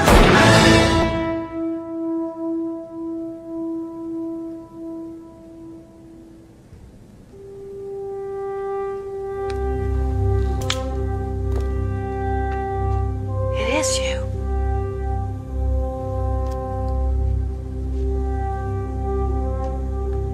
I guess I've known this for the longest time. You realize, of course, if you'd been wrong, Clark Kent would have been killed. Were they blank? Gotcha. Come on, man. She played the shit out of him. She played the shit out of him. He had X-ray vision, man. That's where the messed up part. He had X-ray vision. He could have said, but then you say like, how you know I had a blank Superman? Well, I just. That's the thing is that is a great movie. Shout out to the late Margot Kidder. She was a beautiful lady. Actually, she was dating Richard Pryor. I think when she did, because that's where you'll see as much as Superman 3. Because I think they broke up by then or something. I'm trying to remember the story. But I didn't know that. Yeah, her and Richard Pryor did it for a good while. Richard Pryor did a lot of what he did at Pam Grier, here, there, But going back in, they will have to make the universes for Batman and Superman separate, but still have crossover. Like I was talking about Scott Atkinson. He wanted Atkins, I think it's Atkins. He wanted to do a Batman, but it wasn't great for the CW because that's one thing. They had Superman already and some of the other characters, but they were missing Wonder Woman and Batman. And to me, it's just not complete if you don't have those two. That's a trilogy. That's the triumphant. That's Batman, Superman, and Wonder Woman. Yeah, I agree. Well, I'm gonna read this a little bit. Hold on for a second. I know my well, this is like the box office. Superman flexes impressive staying power, flies past 400 million globally. Elsewhere, Jurassic World Rebirth celebrates crossing 600 million worldwide, while new offerings, I Know What You Did Last Summer. Superman has transformed into a bona fide crowd pleaser at the box office in a much needed inaugural win for the Warner Brothers' own DC Studios, which is run together by James Gunn, also the film's director, and producer Peter Safran. The biggest budget tentpole was all but assured of staying atop the domestic box office in its second weekend, but estimates were all over the place as to how it would hold up. But buoyed by strong word of mouth and reviews, it declined a less than expected 54% to 57.2 million for a pleasing 10-day domestic tally of 235 million through Sunday. That's narrow decline for the struggling superhero genre and the same as Marvel's summer 2024 billion-dollar blockbuster Deadpool and Wolverine overseas, where the franchise has always faced challenges because of the comic books characters pro American trade. Superman earned another 45.2 million for an international tally of 171.8 million and 406.8 globally in a major win for DC and Warner's, which marked decline. Struggling. Hello? Yeah. Hello. Yeah, we here. I Yeah. I actually don't care about the box office success. I Yeah. don't think box office actually tells you if a movie is good or not. Box office just tells you that marketing and hype is good enough to get a lot of people into it. Because there's some great movies that don't generate as much. Then there's some movies like this, which I mean, duh, it's got Superman in it. Like, how hard is it how I mean, I think it would be hard as heck for a Superman movie to just flop because he's that big of a character, and it's launching a new DC universe. But I do think that there's a lot of online TikTok and YouTube and people who are generating that hype. There's also a lot of TikTok, YouTube people who are criticizing the movie, and I think they're criticizing it fairly. They're not telling you that it's Yeah. a god awful movie. Some But people I are. think, not to cut you off, I think the internet, a lot of people ain't really like it though. Like there's some people that they say they liked it. You know, I had a back and forth with somebody, and they was talking about they liked it. So they made a video about Mr. Terrific. So I'm like, so that's what you like it for? You like Superman because of Mr. Terrific. So he said he liked it all around. So I'm like, how do you like it all around? So he tried to say that Man is Steel, it was like it was a bad interpretation of Superman because remember when Pa Kent was telling him at that Yeah. scene he saved the kids, his classmates from drowning, and he said, well, probably you should have let him die. So I'm like, I mean that's realistic because he was only telling him that there's moments where you can't really intervene on certain things or the count of your identity, and then people can use your identity against you. You know, you But have to they pay can't. that They, consequences. they can't. Those people are very hypocritical in how they got mad at Zack Snyder for changing up some of the character traits of those characters. Because in this version, James Gunn changed a huge part of Superman's origin in terms of having Jor-El and Lara Yeah, basically command him to be. They basically they turned them into General Zod. They're like, oh, you yeah, go and yeah. take over the I whole thought it was a planet. gimmick. I thought that was I didn't I think really.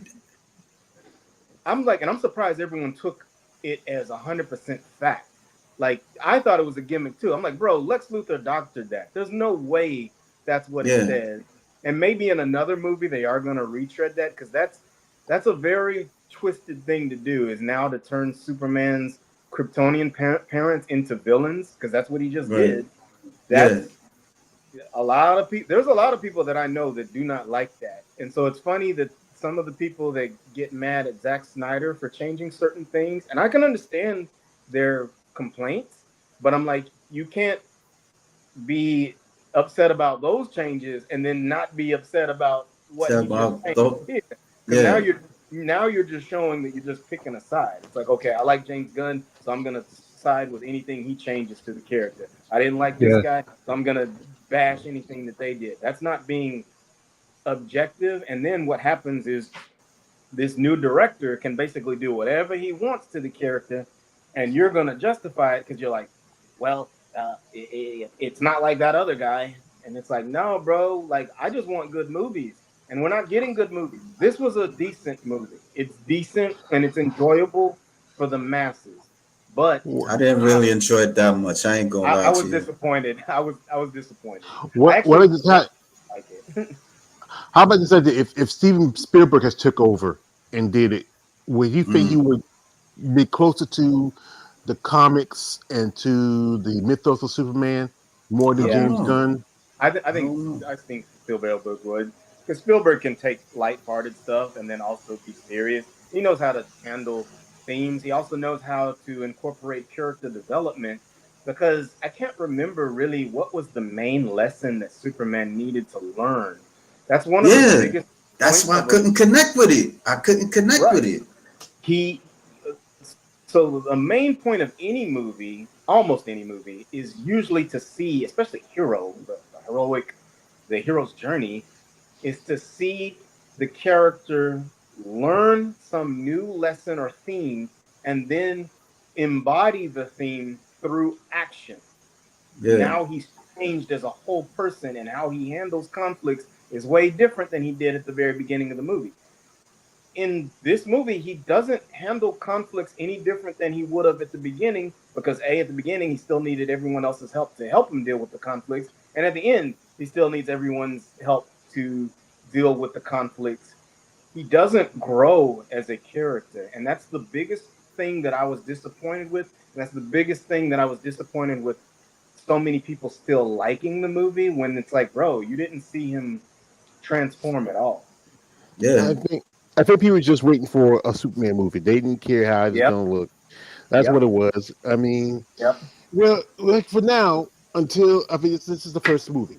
We never know how the second movie will look. One thing I think big disappointment, we didn't get a Superman Man of Steel 2, which it should have been working out Yeah. instead of jumping straight I heard into that Batman and Batman versus Superman was the Man of Steel too. that was a That bad that's what idea. Shouldn't That was shouldn't to have me been. yeah.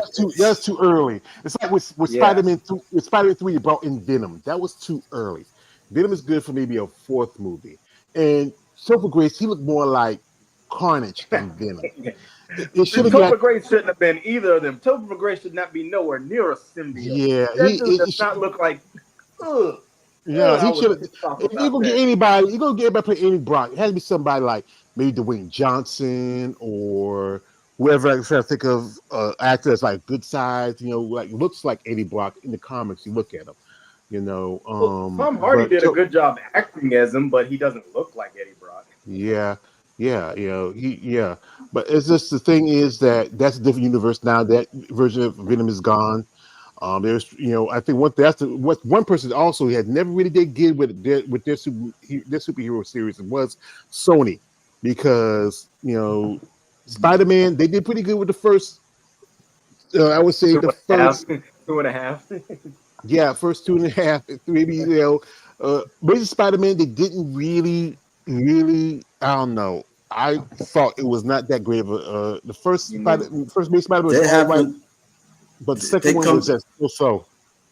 They coming with another Spider Man. I think I forgot a brand new day, something like that. And they Yeah, think yeah. about having a Punisher in it. From what I know. I don't know, because that's one thing Yeah. Disney's still kind of shaky about.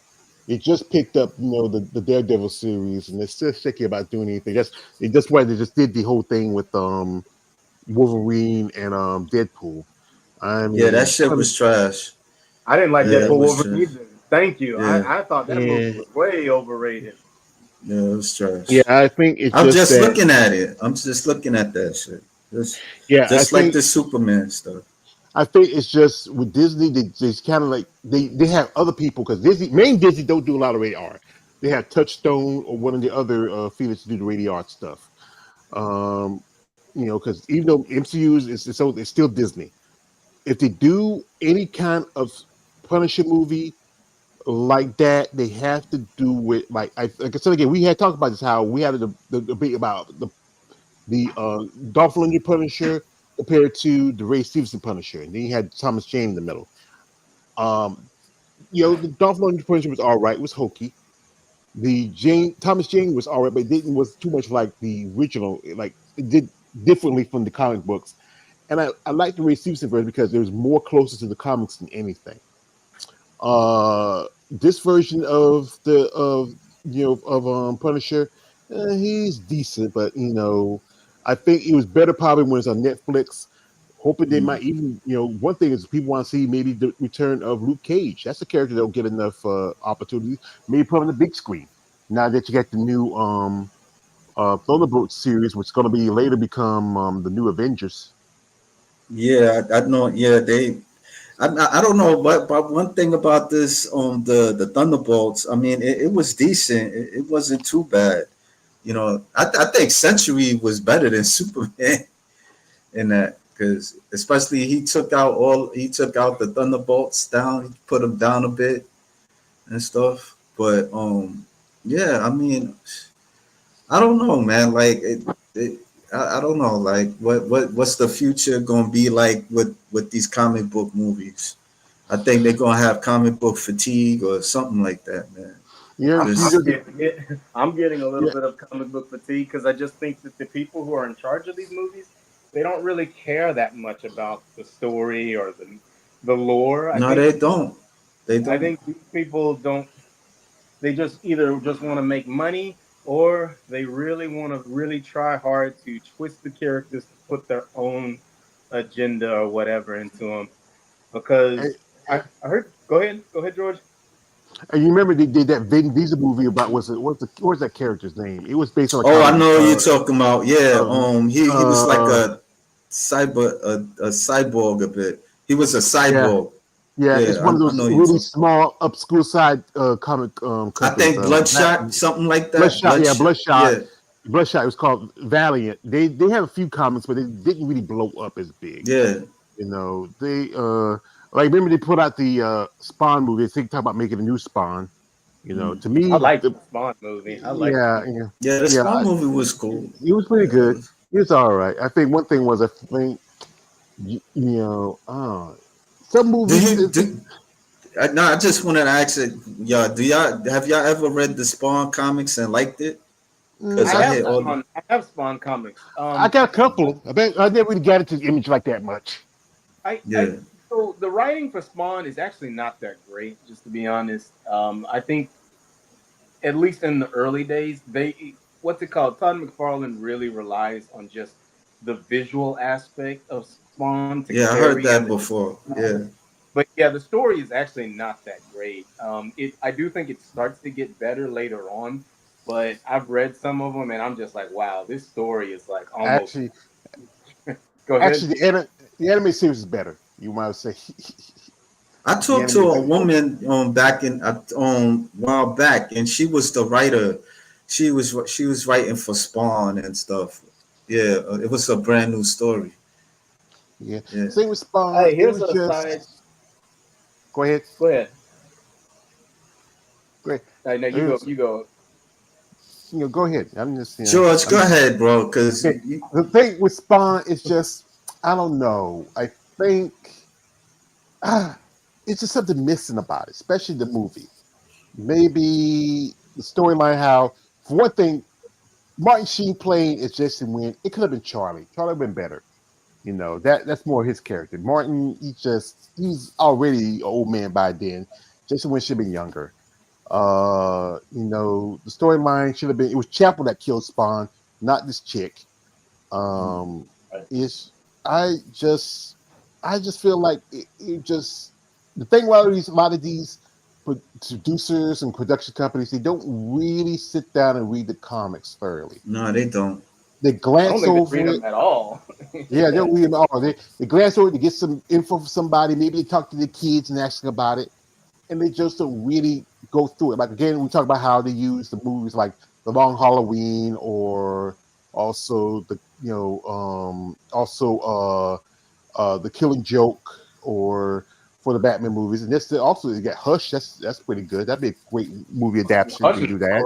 great Yeah, story. I have you that one. know, Great one. I don't or think I've read that. I think I had one issue of that where Hush. I Oh, think the Huntress beat up these thugs and stuff, and so she was protecting Batman, and yeah, she takes him to the Batcave and try to like he's try to they try to hit he tries to like use this machine to heal him and stuff like that. Yeah, I had one of the issues. yeah. I think one thing it's a hit when you try to do something like what James Gunn. His idea is from All Star Superman, which was a story where Superman got killed and he died because he got too much sun. But I Mm. think it's just I said again, these producers and movie productions really need to find a think tank when they do these. sit down and talk with people who are comic book fans, who can take. I think one thing they don't want to deal with because they feel like, hey, you're nerds, you don't know shit. But people like what they like.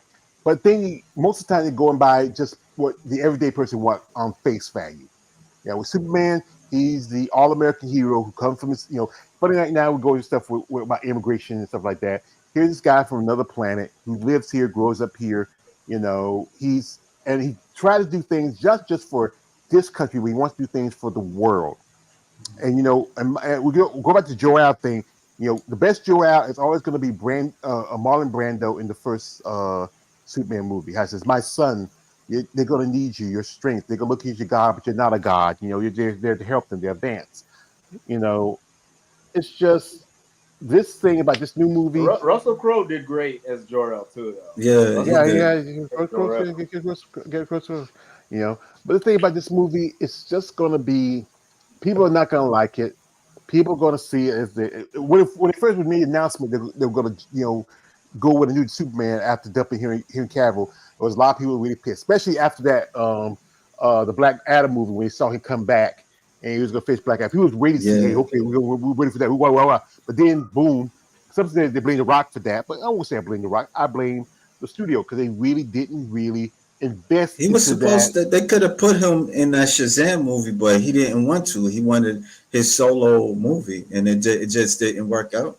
Yeah, I think that everybody knows Black Adam is truly a Shazam villain. That second Shazam movie, that's why it didn't do well, because they didn't like that version. People didn't like it. They were hoping for a crossover between Shazam and Black Adam. They wanted to see that.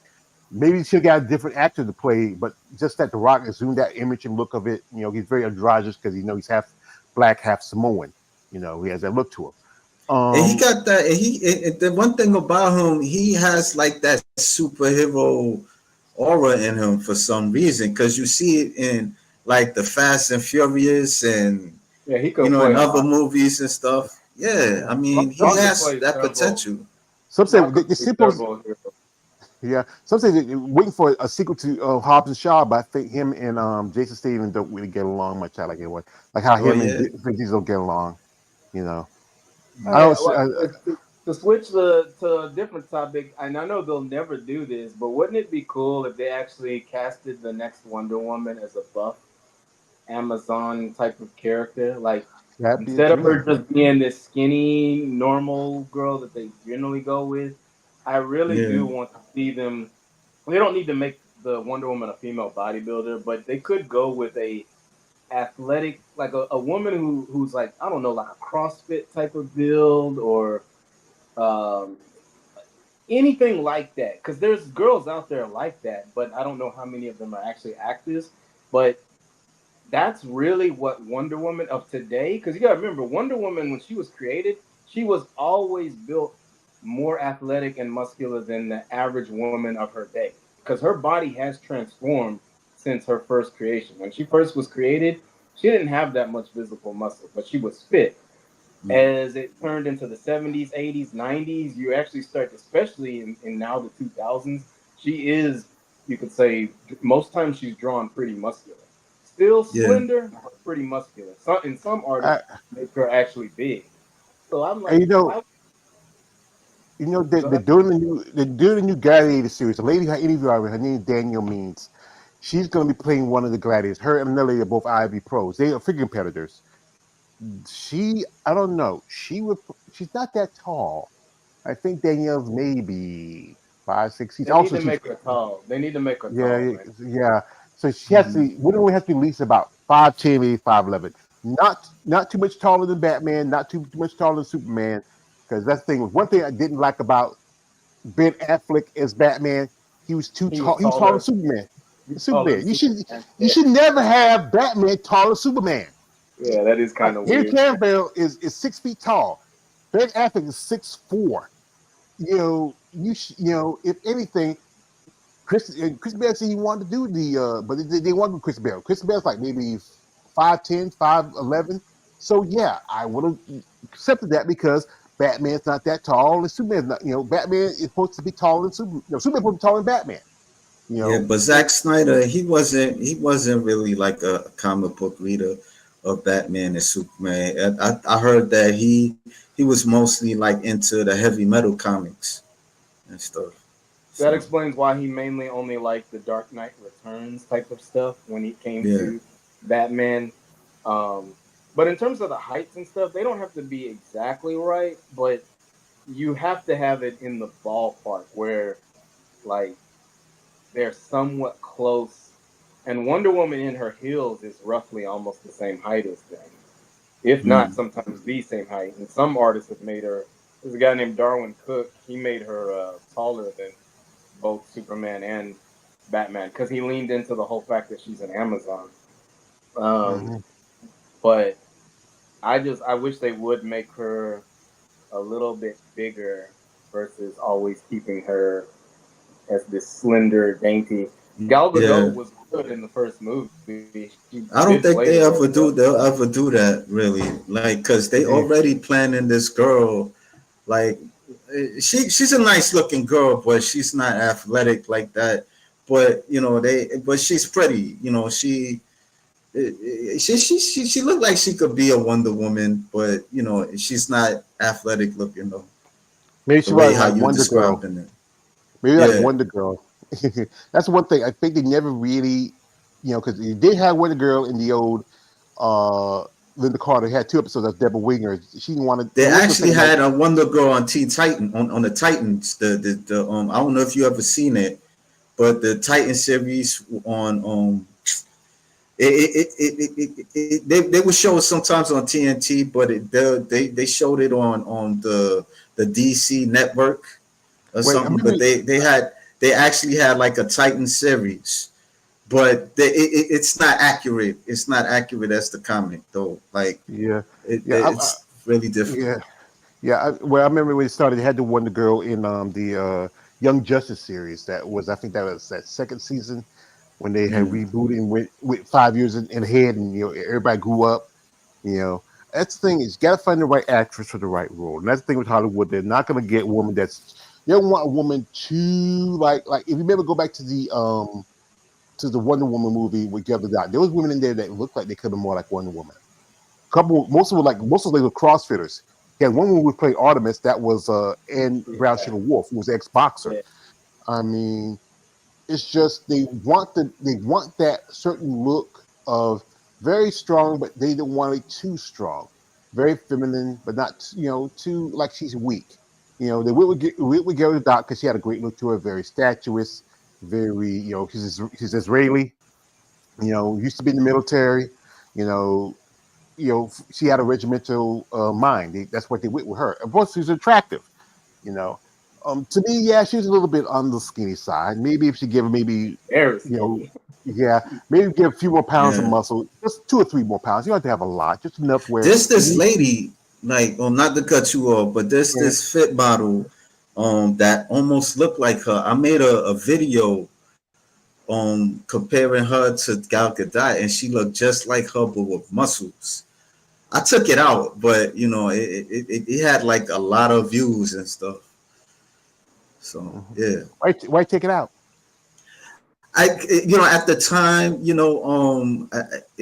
I don't know because somebody that Anna Prince chick, she kind of gave me some strikes, and I don't know, I just was like very cautious of like showcasing some people videos content and stuff like that. So I just went kind of crazy just to avoid like getting that third strike, because that third strike, it's a wrap. So that's why I did it, man. But yeah, but I had it, and yeah. So Yeah, that's funny about I don't have one strike. That's because I actually put somebody's video that they. I didn't think it was an advertising video because it looked like it was just a regular workout video, but it told me because it was that company that had it. I said, oh, because yeah, some of these ladies they post this stuff out there. We usually put a little advertising tag or something, so you see advertising tag and say, okay, I don't mess with it. But if it's something that's like the basic like workout stuff or whatever like that, or just a regular video you put out or some of the personal stuff, yeah, but you gotta be careful. Some can be really assholes about it. yeah, yeah. I don't want to talk too much about bodybuilding, But Brandon, you was talking about something about what the about Superman. You ain't like Superman because he was more superior, Well, I've always something been like that. I'm you talking about from the very beginning of our Yeah, conversation? yeah, yeah, I've yeah, always been well. Initially, when I was a little kid, I liked Superman because he's like generic hero.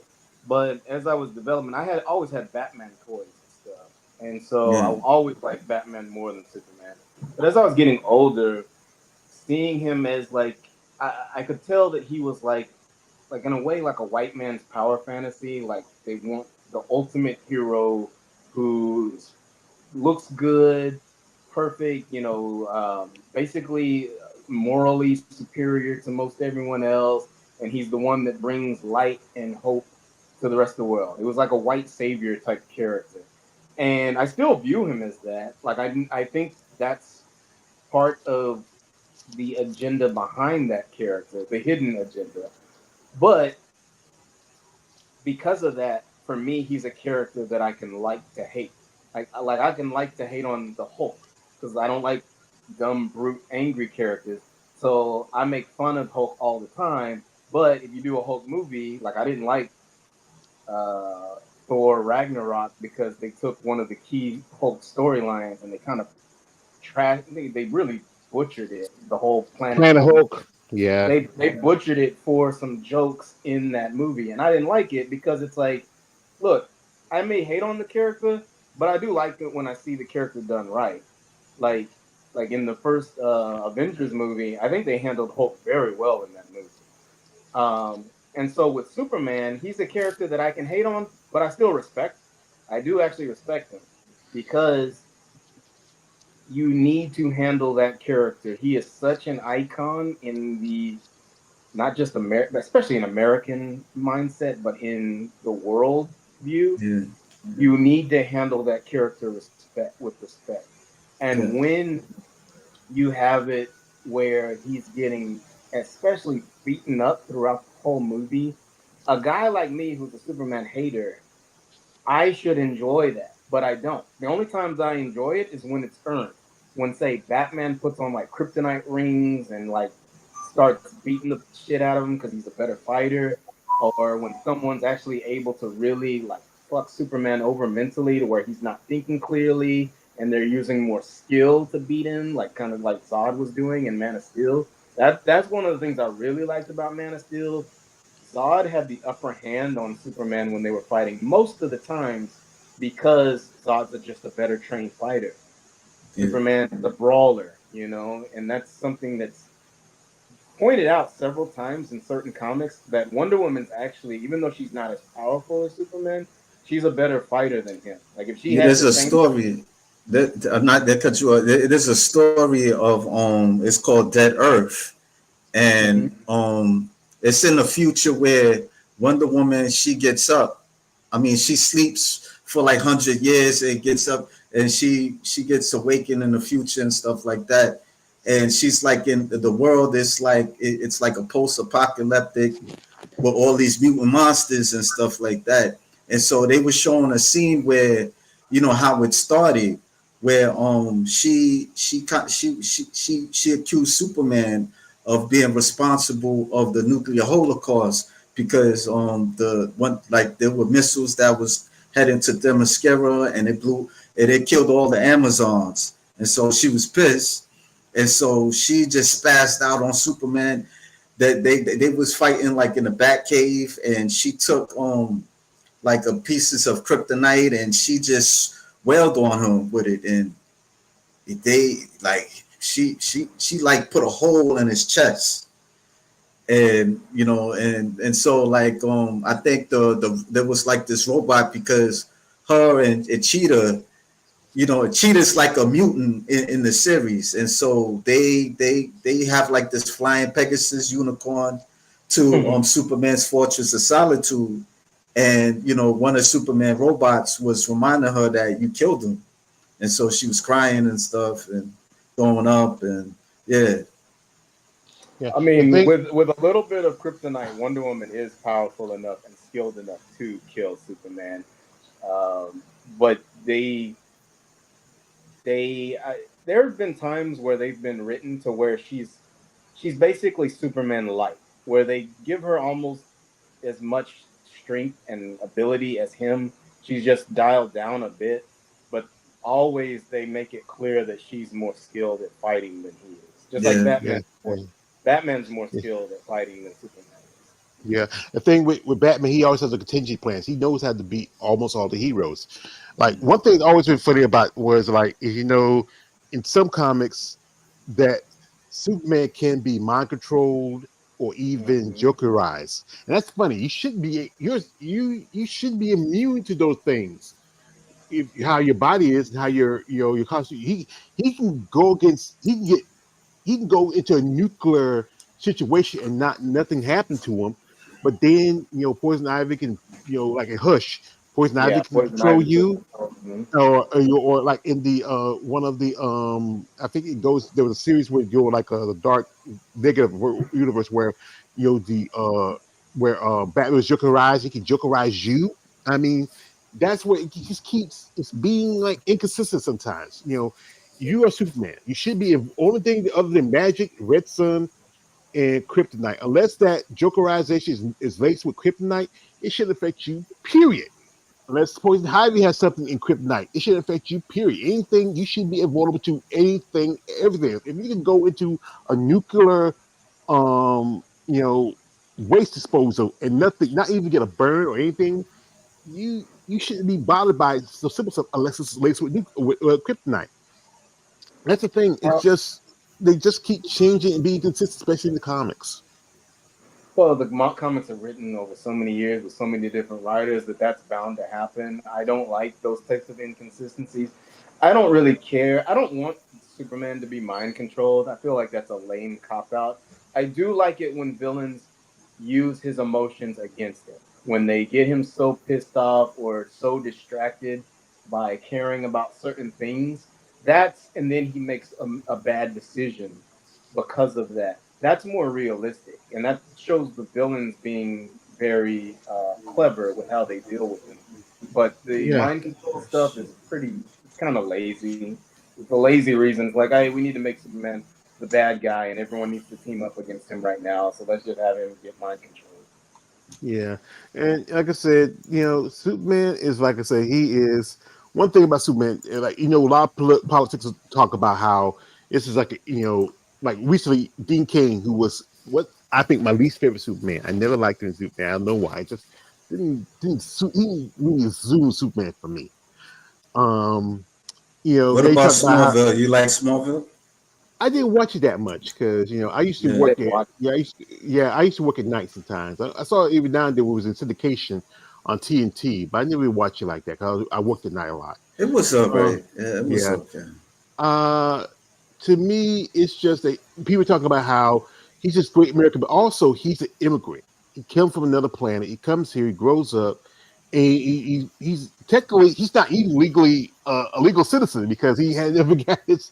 He's been adopted by the kids, but there's a lot of stuff about his story and mythos is just it's kind of mixed. It's people saying he's just represents America, but he never said that I'm not American. I represent the world. This is But why Americans are the initial like American dream person, pioneer, and all that. They are immigrants, so that's why he resonates with that spirit. Let's say, his origin story is actually taken somewhat from Moses. Yeah, I heard that. But he, that's not, and there's nothing wrong with that. I think that type of stuff actually helps with his lore. I think they did a good job. The creators, I can't remember the name, the two Jewish men. They actually was Jewish. They did a good job. Schuster and Schuster and what's it? One was called Jerry Schuster and what's the other's name? I think was it Jerry Schuster and That sounds right. I was watching a thing about them to talk about how they get the idea. Yeah, he was originally supposed to be a supervillain, but it didn't work out, and so they kept changing the story, and then eventually it became like the Superman we know today, and Yeah, so Yeah, because remember, originally he didn't fly; he jumped. They said he, Yeah. you know, didn't create. Then later on, they started changing involve his powers. You know, and you know, if you go back to the the Richard Donner Superman, he was way more powerful. And then you remember when he did the anime series, they said they had to drop him down a little bit, not make him as powerful. Because remember that last episode of Justice League where he was like, I was watching somebody showing it, and it was like when he was fighting Darkseid, says, I feel like I'm in a world of cardboard that I gotta hold back. But he's Oh looking at yeah. Darkseid. Yeah, you can take it, big man. And he's just whooping on him. But Darkseid, you know, he's Darkseid. And funny is the person that beat him was a guy in a suit with no powers. And that was Lex Luthor. yeah. But we got a comment on. I mean, really, you really like this new Superman? This piece of garbage? Well, we didn't. I don't I like don't it. think any of us have said we liked it. I don't I know didn't where even you Yeah. watch got the movie yet. that. I didn't watch You the movie just yet. probably So just came in, so my Yeah, friend. like So then he says this Superman is even worse than Superman Return. Well, Superman Return wasn't all that bad to me. I thought it was a little bit better than Batman Begins. oh, hell no. So Hell no. what? Hell no. Mm-mm. Batman Begins was a great movie, man. That's a Batman great Begins and The movie. Dark Knight are That's a great great movies. movie. I That, you thought I know, thought I hell didn't think it was no. all that, man. I really I I, try to like it. I try to like, and it's I not know. like I didn't like everything. I just like everything. I like You when wanted he's more fight Bruce scenes. Wayne. That's what it was. You wanted more fight scenes, I See think. what I'm Yeah, saying? The yeah, thing is, but it's a story. I like. I said. I mean, I like when Bruce Wayne was vulnerable, like because you didn't really like see him much as Bruce Wayne. Mostly, you would see him as I think he Batman. was But vulnerable in the whole Yeah, trilogy. Like he was uh, vulnerable in the whole because he's trilogy. human. You got to remember, Yeah. Batman is human. He's not a super. He's not a no, superhero. I'm He's a just saying human. that's good. I'm not knocking it. I'm just saying that I could relate to it. As him being Bruce Wayne than just being him, just being Batman. That's all. But you got to I remember, think Batman and Superman are two different people. They're as I like to always Bruce says, Bruce Wayne is his mask. He's really Batman. Well, Then actually, they are a little bit of the same, but they're just loners. Superman he's the no, last. He Superman gets is. If along. you He's a Superman loner. wants. He is a loner, but he actually gets along with people more than yeah, Batman yeah, does. Yeah, yeah. but they do have something in common. It's not like they don't have anything Orphans. in common. They're just opposites. That's all it is. Like Yeah, yeah. Superman is day and Batman is night, but there's some similarities there. Don't That's, make it seem that's like it's not. That's why I say that they're two sides of a different coin. And so again, Superman is this powerful being. He wants to see himself as a mortal man. He just want to be like everybody else. But while Yeah, Batman is this regular man who wants to be more than a man. And you got to think yeah. about it. One guy grew up in Kansas in a farm. The other guy is a billionaire.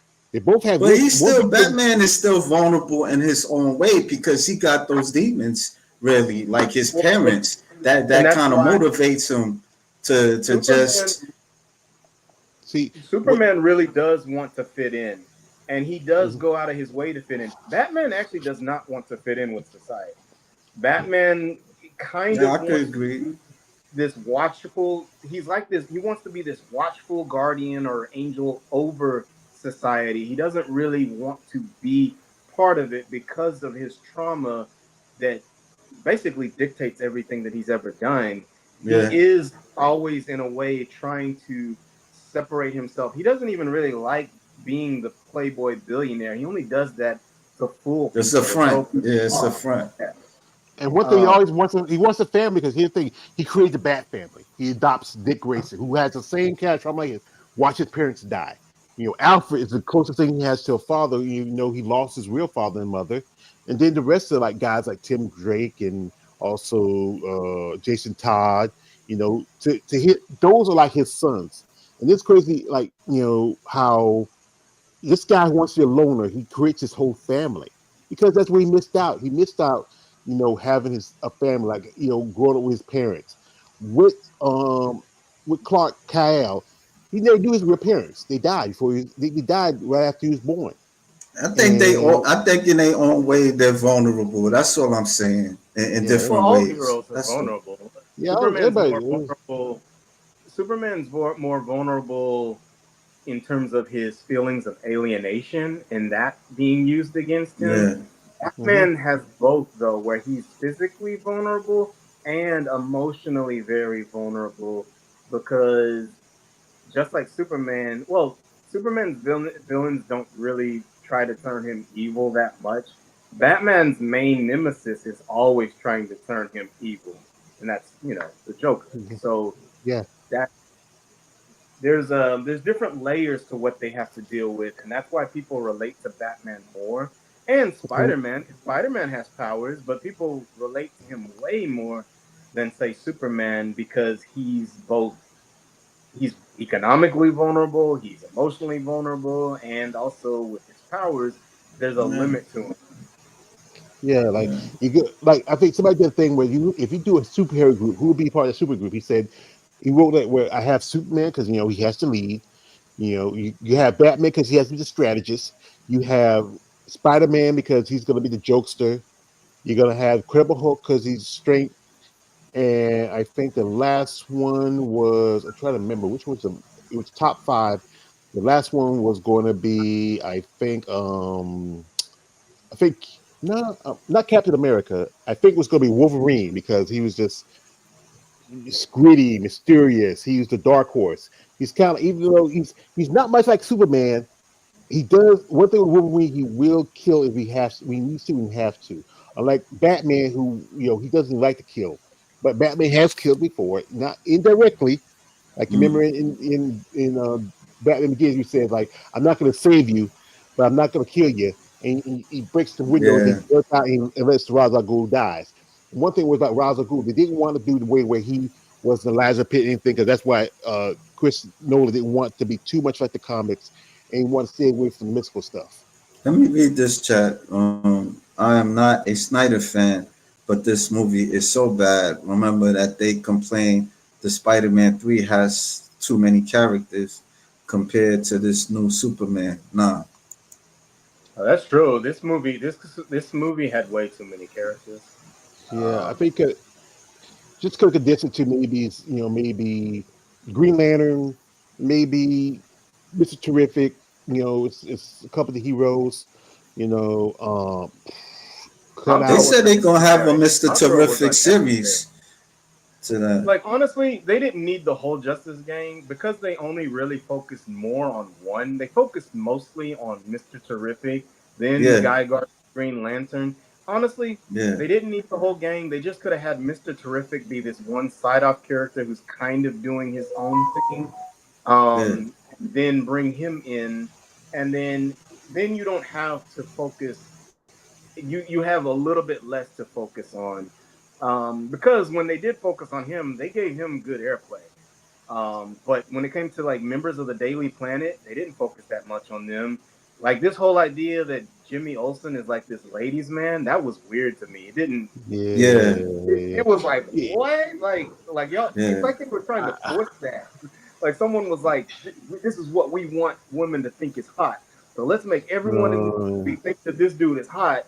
And it was like, what? Like no, he should okay, be like the nerdy kid that everybody look and say, yo, Jimmy, where's like one thing I think sometimes in the movie they used to make Clark look like he was the kind of stud, but because he's like the male the mild mannered man, they just they could I think they wanted to try to push Henry Cavill to be more the stud as Clark Kent, but they still wanted to keep the idea of Superman. It's just I remember when they were gonna do the Tim Burton version, they want Chris Rock to play Jimmy Olsen, and I Yeah. was interested. Yeah, you say he was talking to Chris Rock to play Jimmy I Olsen. don't know. Chris Rock probably would have been.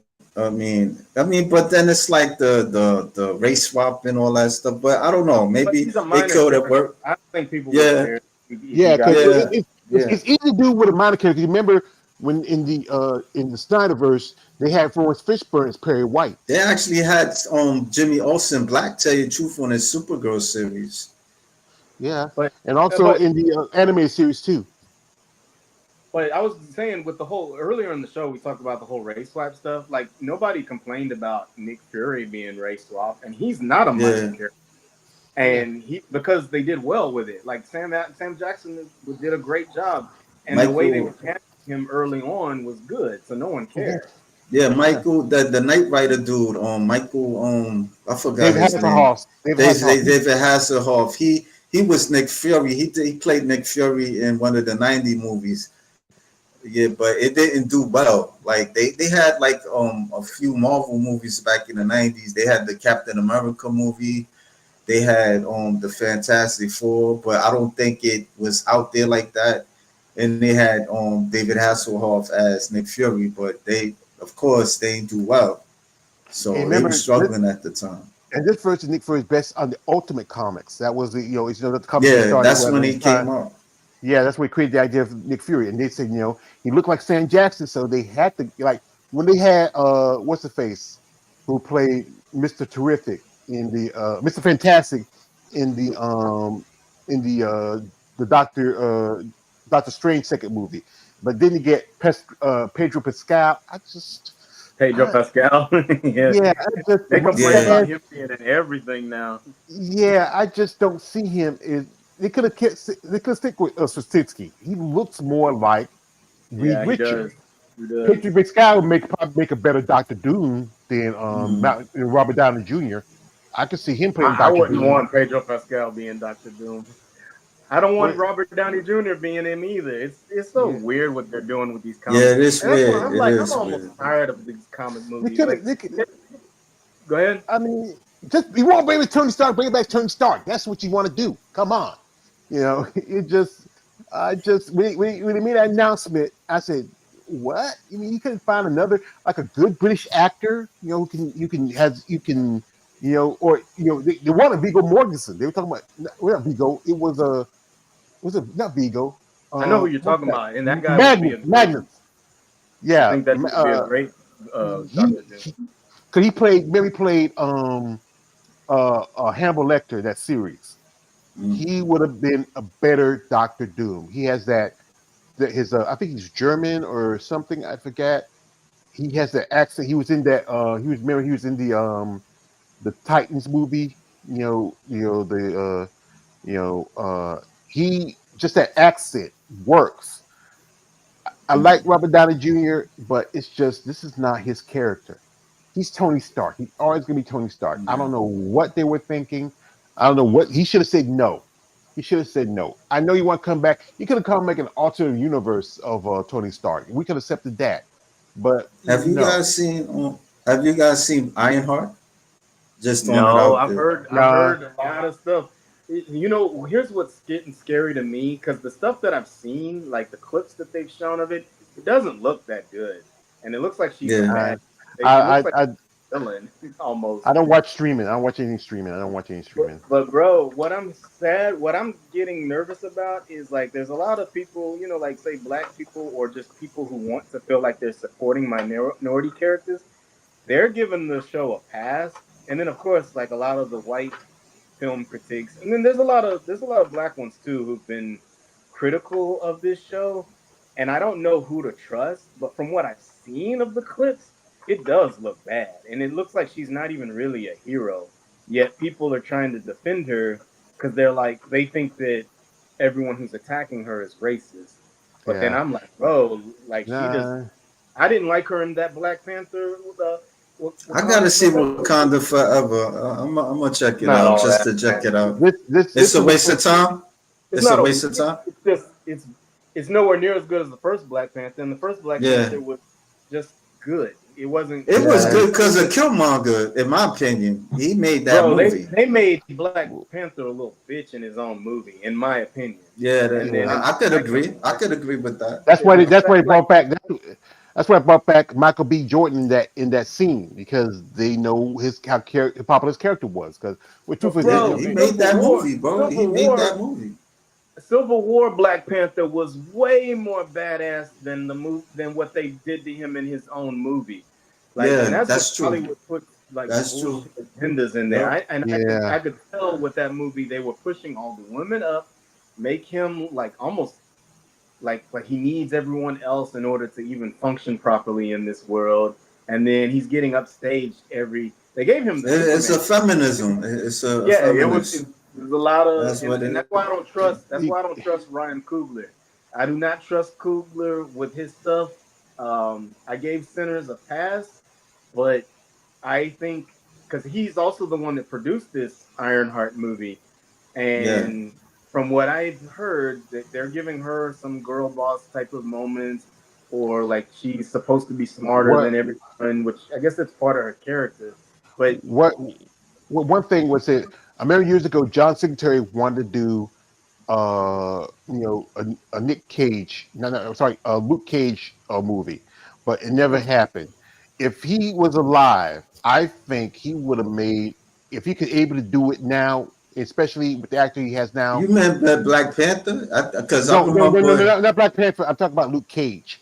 No, you said John Singleton. He was Yeah, playing. He wanted to do. He wanted to do a Black Panther with Wesley Snipes, but it ain't turn out the way that both of them wanted. yeah, That's but why they left it alone. that's why he also wanted to do Luke Cage too. Okay, okay. I didn't Yeah, know that. I yeah, didn't he know that. wanted to do Luke Cage also, but I think Wesley did good with the Blade. Blade, and Yeah. everybody give too much credit to Robert Downey Jr. It's everything was Wesley and Blade that got started the Yeah. MCU. well, it got Blade is the one that really got the mainstream superhero movies like to where people are like, and most people didn't even know. Most regular people did not know that Blade was a character from the comic. They just thought it was this unique movie that's about vampires. But you're right, he did get that. He got the comic book craze kind of started, and I think the X-Men movies with Hugh Jackman really started to get it because that's when soon after we start getting the Spider-Man movies and all that. Yeah. But they weren't an official universe yet. But the craze did start with Blade, which was what, '98, I believe. I know Yeah. for sure it was 98. Just '2000. I yeah. think 98. 97, I think, 98. 97, 98. 98. It was July. It came out July, somewhere in July, Yeah, in 1998. yeah. I think the big point, like the third movie, always the third movie kind of peters out a little bit. That's it. Yeah.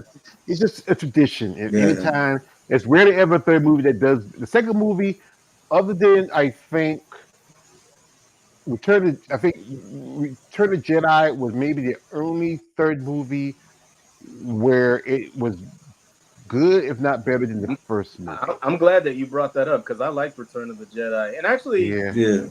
the in terms of the prequel trilogy, Revenge of the Sith is the best of the prequel trilogy, but yeah. I that the third one in both of those instances That actually were was better. like the first one. The first one that I seen in a movie theater, Return of the Jedi. Here's his I story. seen that. There's a movie Brad Pitt did called Meet Joe Black. It was with him and Anthony Hopkins. And what it was, that movie had got made a lot of money box office.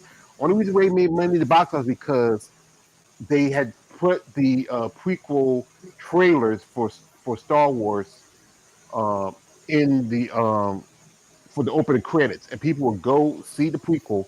That's 2 minutes. Then they walk out of the movie. They pay the ticket, they watch the movie, and then they walk out. That movie Hmm. was, you ever saw Meet Joe Black? It wasn't that great of a movie. It was, I Brad Pitt supposed to be remember dead. the name of it though. Yeah, Brad Meet Pitt was Joe supposed to be dead, Black. and he was coming after Anthony Hopkins was supposed to die. Then he met his daughter, fell in love.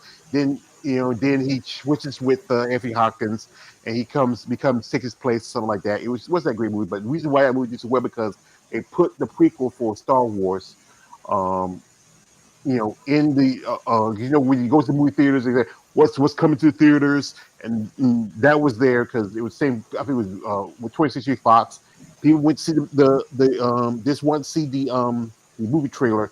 They walked out. And that was it. That's how I made its money. But that was because it was a badass trailer. I remember when we first saw the trailer in a movie theater. I can't remember which movie we were watching, but everyone was getting hyped. Like, whoa, I this think fucking it's that one song, the Dual Fates. Duel of the Fates.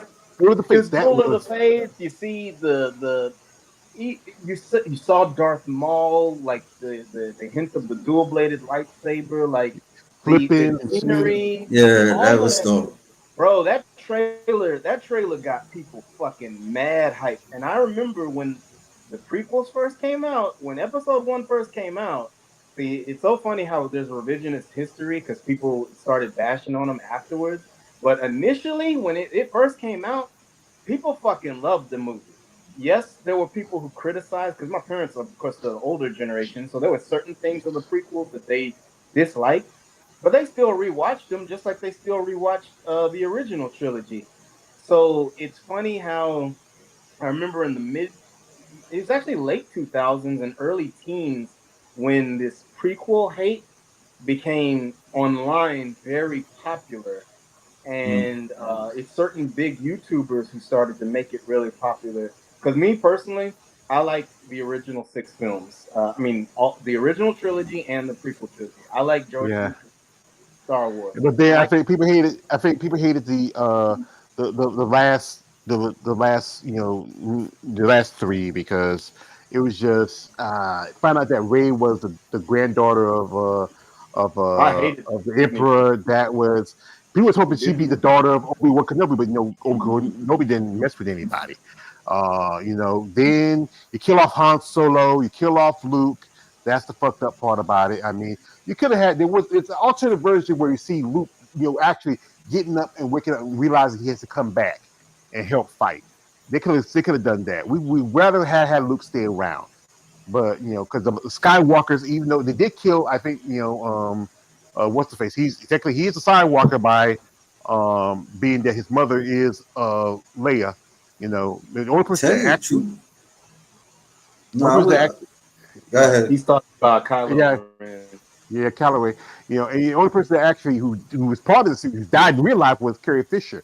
They had to do some CGI stuff because I think she died maybe right after the last movie.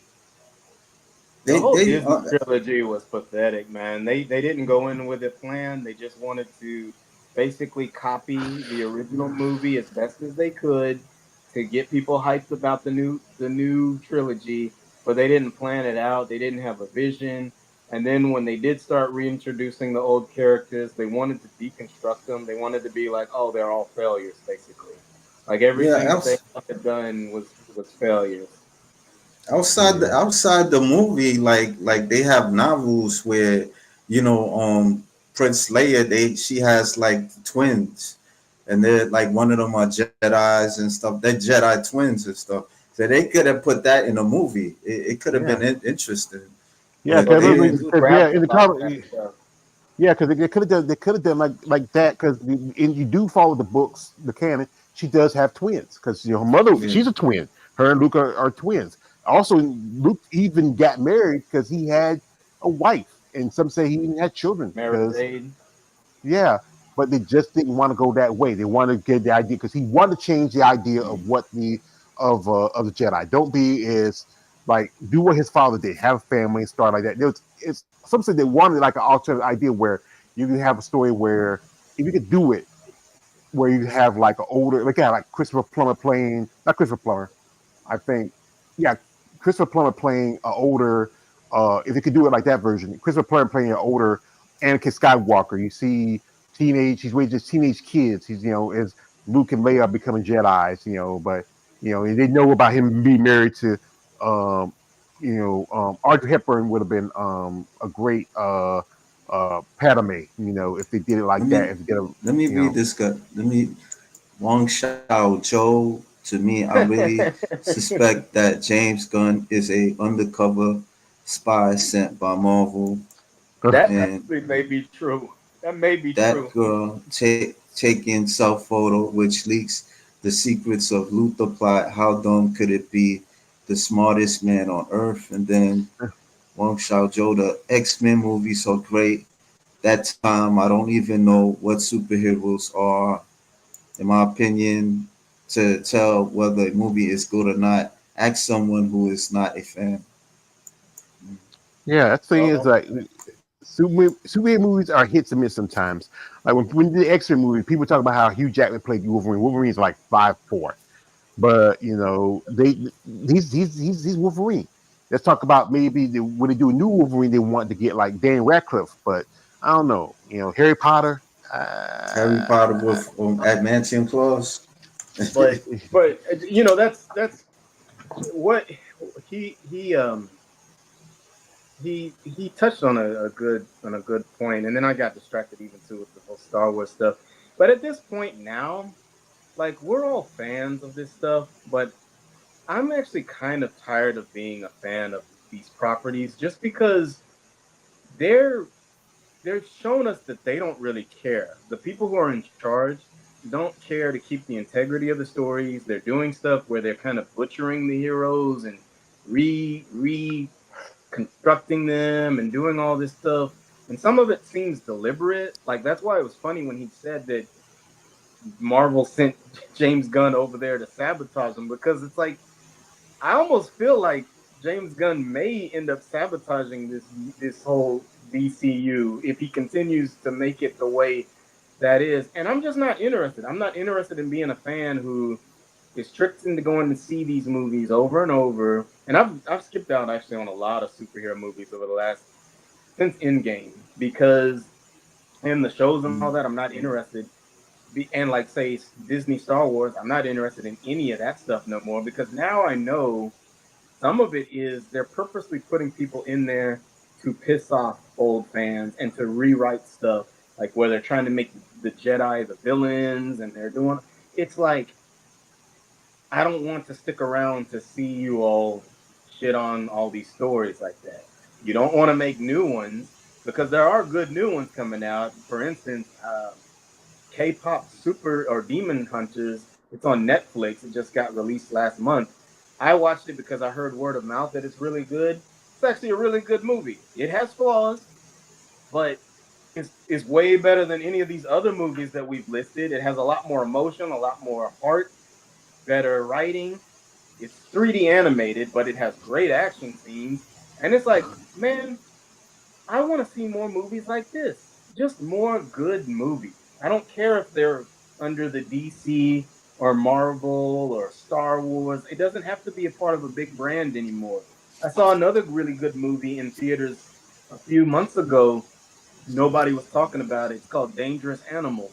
It involves with sharks, but the premise and the plot is way different than you would think. It has Jai Courtney in it. It was a really, really good movie. Of course, not flawless, but really, really good. And they did really well with the writing. And it was so interesting seeing some of these obscure movies, which should actually be big level movies or successes. They just don't have brand recognition behind them. And people got to remember, we didn't always live in an age where in order for a movie to have big brand recognition, it had to have it had to be like a based on a comic book hero or something that people already knew. You see it happen sometimes with stuff like this F1 movie that's become a success. I don't know if it's like a huge success, but we used to live in a time when new original ideas would come out to the public, and as long as the movie was a great movie, people would start to flock to it. Now we Yo, you only tend to remember? flock. Go ahead, go ahead. Now go ahead. Now you remember? What you said. It kind of reminds me of Meteor Man, with Yeah, Robert I like me. Townsend. That was funny. I like that movie. Yeah, Yeah, he that, had that's gonna. superpowers and meteors and stuff. Yeah, And the thing is, Marvel made a comic book out of it, yeah. I and they heard. could have. I don't know, because Robert Townsend probably wouldn't want to do a sequel, because it just. And then good movie example of that was, I don't think original movie was. I did this well. I did a little joke when we did on live. Earlier today. I would say yesterday, because it's a new day now. It's after 12. Um, Seven, with Brad Pitt, Morgan Freeman, and Kevin Spacey. That movie, because Richard, the plan was they wanted Denzel to play the character of Mills, but he didn't want to do it because it's too extreme. Brad Pitt, his character it fit his character, at the time of his career. And thing is, Hollywood is about trying to make money, and right now it's struggling because people are more onto the internet. They're more into social media. I Last time I went to a movie was Black Panther. That's been 6, 7 years ago, and and also, I just like I said, I don't go out that much anyway. I mean, I don't have a car. I don't have a place to get around. And anyway, I'm at the age where after 9 o'clock, I'm staying in the house. I don't want to go nowhere. I'm old man now. Why don't you just buy movies? That's what. I do buy movies every now and then, but some movies right now I just don't. I'll watch something old and classic. Like I can watch Good and Bad, the Ugly 1,000 times, but if or something like The Matrix. But anything else, I just maybe because I can say I feel like I'm a fuddy duddy. I just the stuff they put out now just don't reach me. It just don't excite me. Every now and then there may be a good movie in that. Like I did watch that movie, the Queen of the Ring, and it's all right. Some things of it they did kind of not follow the real story of the lady, but other movies now just like I remember they did the Matrix sequel. That was that good. The fourth one, it was just nah. Nah, It it just wasn't. I didn't nah. even watch the whole thing. I didn't Nah, even it's watch the whole just thing. yeah, I know Keanu Reeves don't want to shave his beard, but you don't look like Leo. Come on, and you don't have Lawrence Fishburne. It just felt empty. You know, Please don't make a Matrix 5, please. But they I will. think They will. These studios have please, recognized that. please, Well, please don't make I'm another sorry to John I'm Wick. sorry to cut in there, but these studios have realized we, as general, we will just eat up anything they offer to us as long as it's based on something that used to be popular. That's all. They've realized that's the formula, and so that's why they're going to be lazy with the writing. As long as the CGI and the effects look decent, they're going to keep coming up with reasons to make a Matrix 5, a Matrix 10, a Jurassic World 13, Oh my God, they should have stopped with that. until we as Yeah, people stop Jurassic. looking this Oh, stuff up. Jesus. Oh God, Yeah, that movie was horrible. That movie, I think that I was the don't know. that was Just the Nah, I I think I remember stopped to Jurassic 3. That's all. I've Jurassic seen World. just about the first 2 3 Jurassic movies. After that, they just I remember when I went to theater and saw the first Matrix movie. It was me. I think was one night. My sister, she worked at this place late at night. We have to pick up till like about maybe 2 o'clock. Me, my nephew, and my brother, we went to a movie. They went up to another movie theater. The next town over had 2 movie theaters. They would see one movie. That movie was trash. He told me it was shit. I would see The Matrix. I said, y'all should have came here and watched this movie with me. The movie was 2 hours.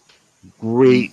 Like, I know Kung Fu, It's that air you breathe. It's just, there's some great scenes of it, especially at the end when he's fighting Smith after he shoots him. And he just look at him, just taking his one arm, and he moves to the side. And he kicks him. And then Smith runs to him, and he just, boom, he just, boof, explodes. Yeah. You see Neo standing in the middle of the room, just breathing, and the whole room just vibrated with his breathing. And just he opened his Yeah, the eyes, and the other two. Matrix was different. It was a different It was movie. it was different. Now, it was Wachowski brothers, not the Wachowski sisters. I think that's why the fourth movie. What The fourth movie was shit. what's your thoughts on the lady, the lady who says she created a Matrix? Because that's interesting. The black woman, she said that it was like it was like a story that she wrote and she incorporated with the Terminator and stuff. It was like a prequel to Terminator.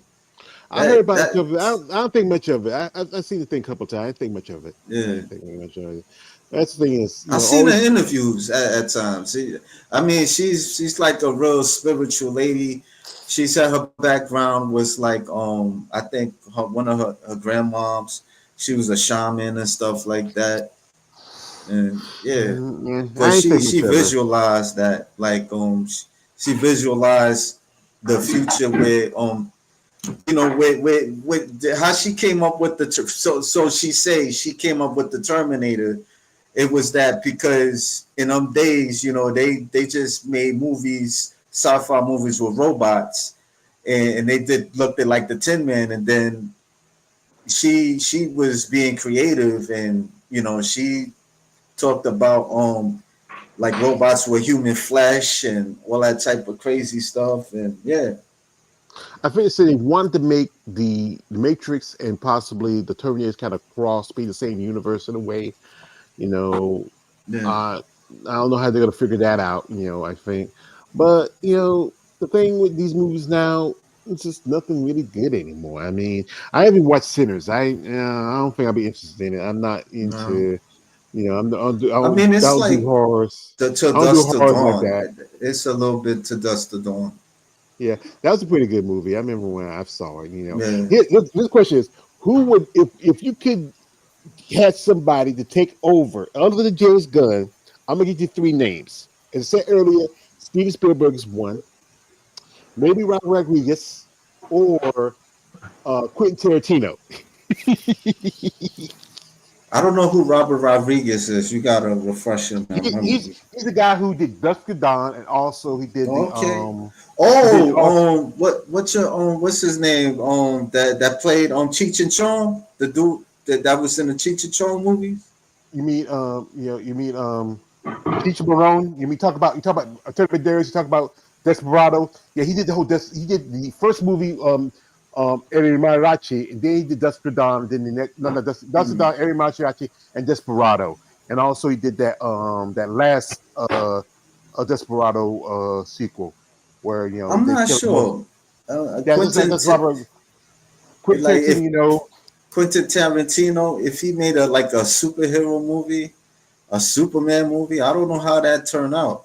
It'd probably be X-rated or something like that. But I don't know. It'd be interesting. But Well, I he's a have no comic book idea. fan. He's a comic Yeah, fan. He's a comic fan. I think, like, yeah, remember, it'd probably make it interesting. Tim Burton was going to do a Superman until they dropped the project. Yeah, I know. I I know. mean, Yeah, I think Steven Spielberg, because he had a good relationship with Warner Brothers, maybe should have went with him. I yeah, know I know Steven's got to be in his 80s now. I think that's the concern because he's old, but I think he would brought something nostalgic to Superman, being that he yeah, knew Richard Donner, who created the first Superman, and yeah. also he worked with guys like George Lucas with the Indiana Jones movies and Shaw and Star and Jaws and stuff like that. I think Steven Spielberg would have brought something nostalgic for people who are fans of the old Superman movies, and also his thing was his Christopher Reeve's son. His son Will had a little cameo playing a reporter. Yeah, somebody told me that. Somebody had told me that. I didn't know that Chris his son That was in it. that man looks like his father. If he was ever, Brenda, did you know? if he ever, Did you? I'm the one to ask Brandon. Son, did you know that Christopher Reeve's son was in the movie? No, I may have heard it, but yeah, Will Yeah, Reeves, because that was his wife. That's the son with his last wife, the one that died right after he died, because yeah. he has two other children from a previous relationship, from a previous wife, and Will was the son with his wife. What's his wife's name? Dana, I forgot her name. She's the one who died after she had, after she buried him. Then no longer she had gotten lung cancer. She died. Yeah. And Will was young when he lost both his parents. And Will works for ABC News. He does like the morning shows. If you ever see Will, you would say that's Christopher Reeves. And if he ever became an I actor, think I seen his son. I think I seen his son before. When yeah, they did a documentary on him where Christopher Reeves was paralyzed and yeah, I think I may have seen his son. yeah, because his father was paralyzed when he was like really young, and then when his father died, he was like Yeah. about, I think about 12, 13 years old. You know, and I mean, if the boy ever became an actor, I would wonder if Christopher never had that accident, and would he have followed his father? Would he have followed his father? I could see him playing Superman, and have Christopher Reeves playing Jor-El. You see the gray hair, and talking to his son. That would work. People would love it Yeah. Let because me read he this. Go ahead. no. Finish what you You go go ahead, said. ahead. comment. Um, no comparison. One is cohesive story, and the other is a childish rant. Okay. Well, yeah, I think Um, Yeah, I wanted I to switch a little bit gears. That this was coming to my mind about Malcolm Jamal Warner, and I just yeah. heard it. I remember you mentioned about him drowning, and then I heard the story. Yeah, that was like wow. It was a story where him and Eddie Griffin, they didn't get along, and but they for some reason, I'm sorry to cut in, but I'm actually gonna get ready to bounce, y'all. I All All right, right, should have man. the last time I took a break, but it was a pleasure chatting with y'all. Thank all you for right, having me on Yeah. today. All all right. right, Y'all have No all doubt, right. man. Later, Let's boys. do it all right, again. all Yes, right, sir. Yeah. Have a good one. All all right. right. Good night.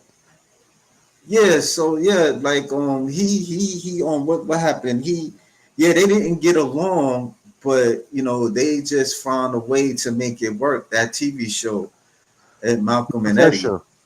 Be professional. Huh? Yeah, be professional. That's all it Yeah. is. Be professional. Yeah. There's Yeah. quite a who else I'm thinking of. There's who else I'm thinking of. There was it was a movie. It was the Encino Man movie with Pauly Shore and Austin. They didn't Yeah. really like each other, but that movie is a good movie still. It's just sometimes, sometimes the best movies are the ones where the actors don't really get along. They're really professional. They can come together and just go ahead and work and make a good movie. And it doesn't happen. I didn't watch Malcolm and Eddie, that much because, like I said, I worked at night, and Yeah. I saw it a few times here and there. It was all right. I didn't really jump Yeah. on board on it, Yeah. but It was Michael funny. Shimon, It was a little yeah. funny. But growing up with him as Theo, I mean, he Yeah. was one thing he did was years ago. He guest host episode of Saturday Night Live, and that was the episode we had Run Yeah. DMC. Oh Yeah, yeah. I didn't know that that. was I think the first time you saw a major rap group on a late night show like Saturday Night Live.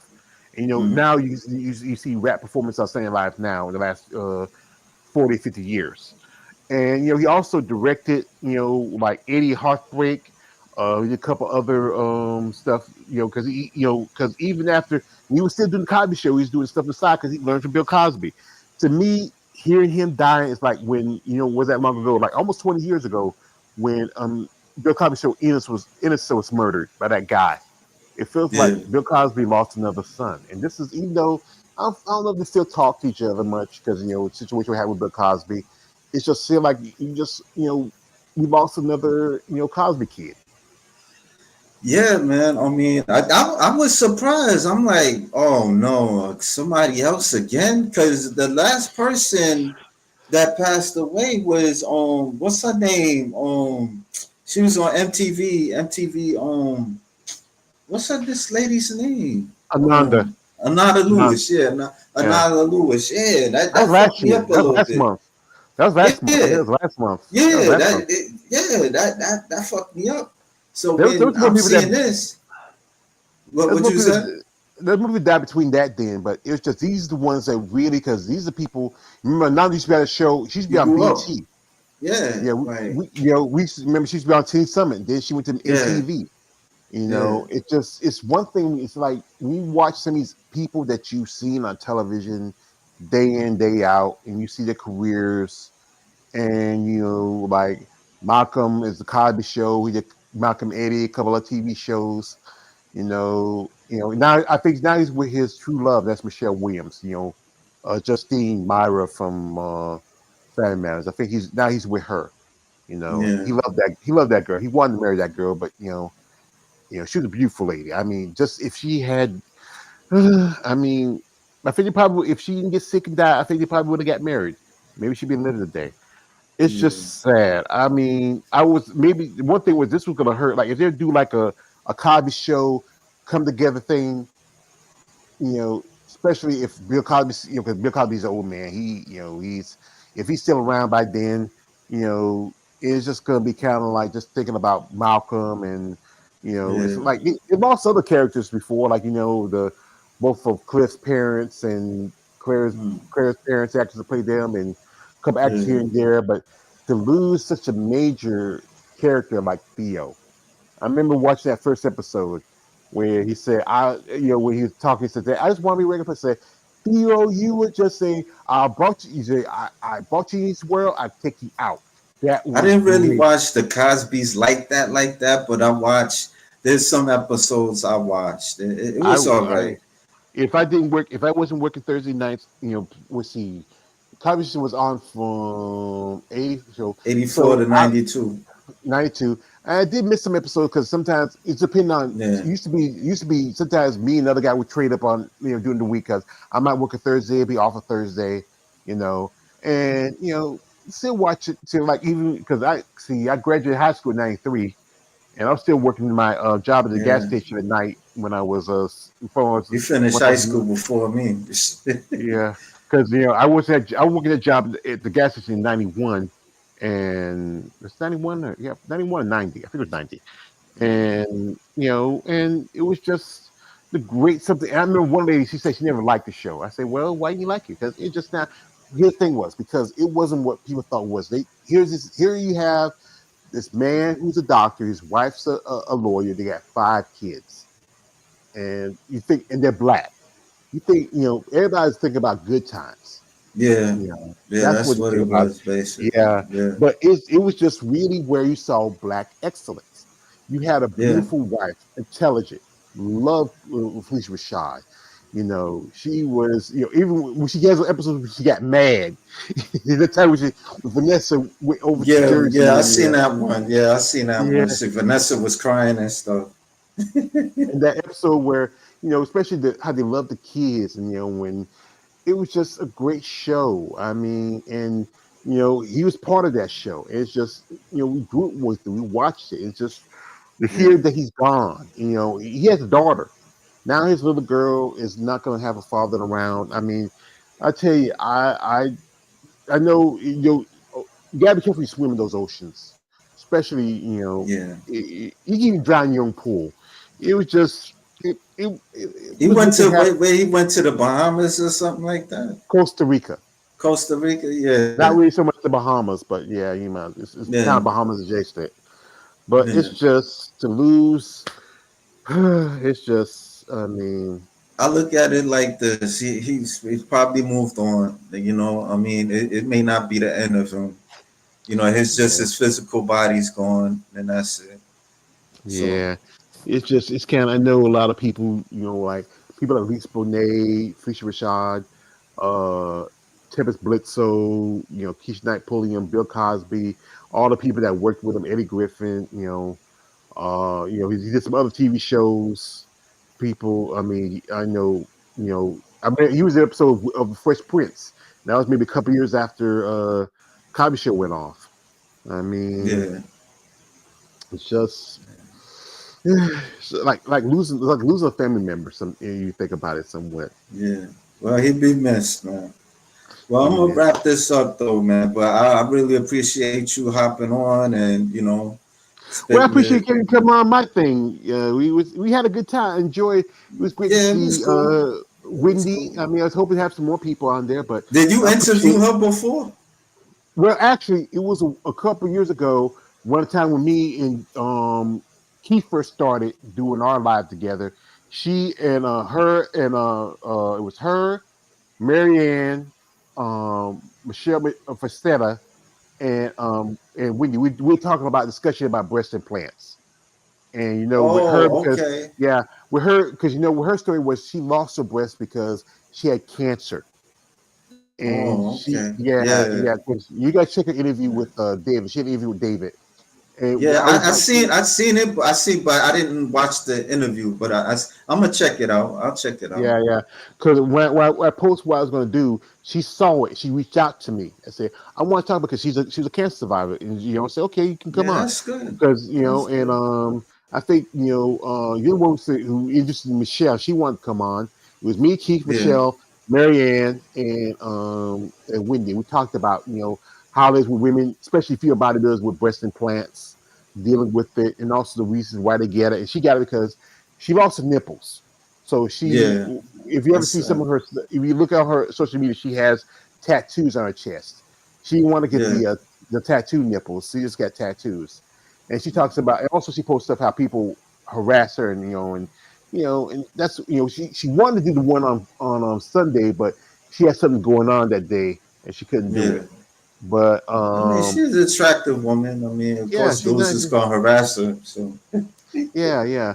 And I appreciate that. Nicole come on, you come on. I was hoping to have some more people, but you know how sometimes you can't make people do what yeah, you want to do. You only get the yeah. I people you mean, it want was to. good enough, man. It was good enough, man. Yeah. It's not always good to have the same heads all the time. So I mean, it was good enough, bro. You Yeah, tried. yeah.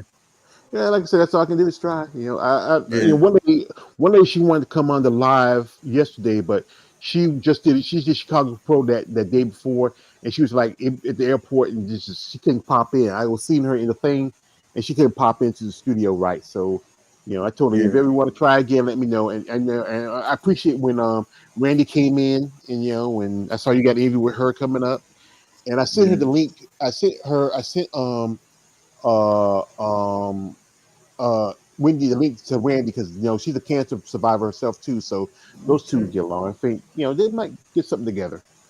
yeah. All right. So anyway, thanks again, and to everybody that didn't see the movie. I don't know what to tell you. You want to check it out? Check it out. It's in theaters now. The new Fantastic Four movie is supposed to come out somewhere this week or before the month ends. But this I is I KLA the Wanderer. What's up? I still like Pedro Pascal as Reed Richards. This should have got Straczynski. I just don't. I just the mustache. That's the thing. It's just Yeah, yeah, I just it's like when they had the dude from Shield playing the thing. It just doesn't work. yeah. Or when Jessica I don't know. Alba Maybe I might see is the movie. Supergirl. I don't know. Who knows, man? Because that Superman, it kind of the Superman that came out. I couldn't really connect with it too much. So, but I mean, I really appreciate people hopping on, and yeah. So I'm gonna wrap it up. So, All right. all right.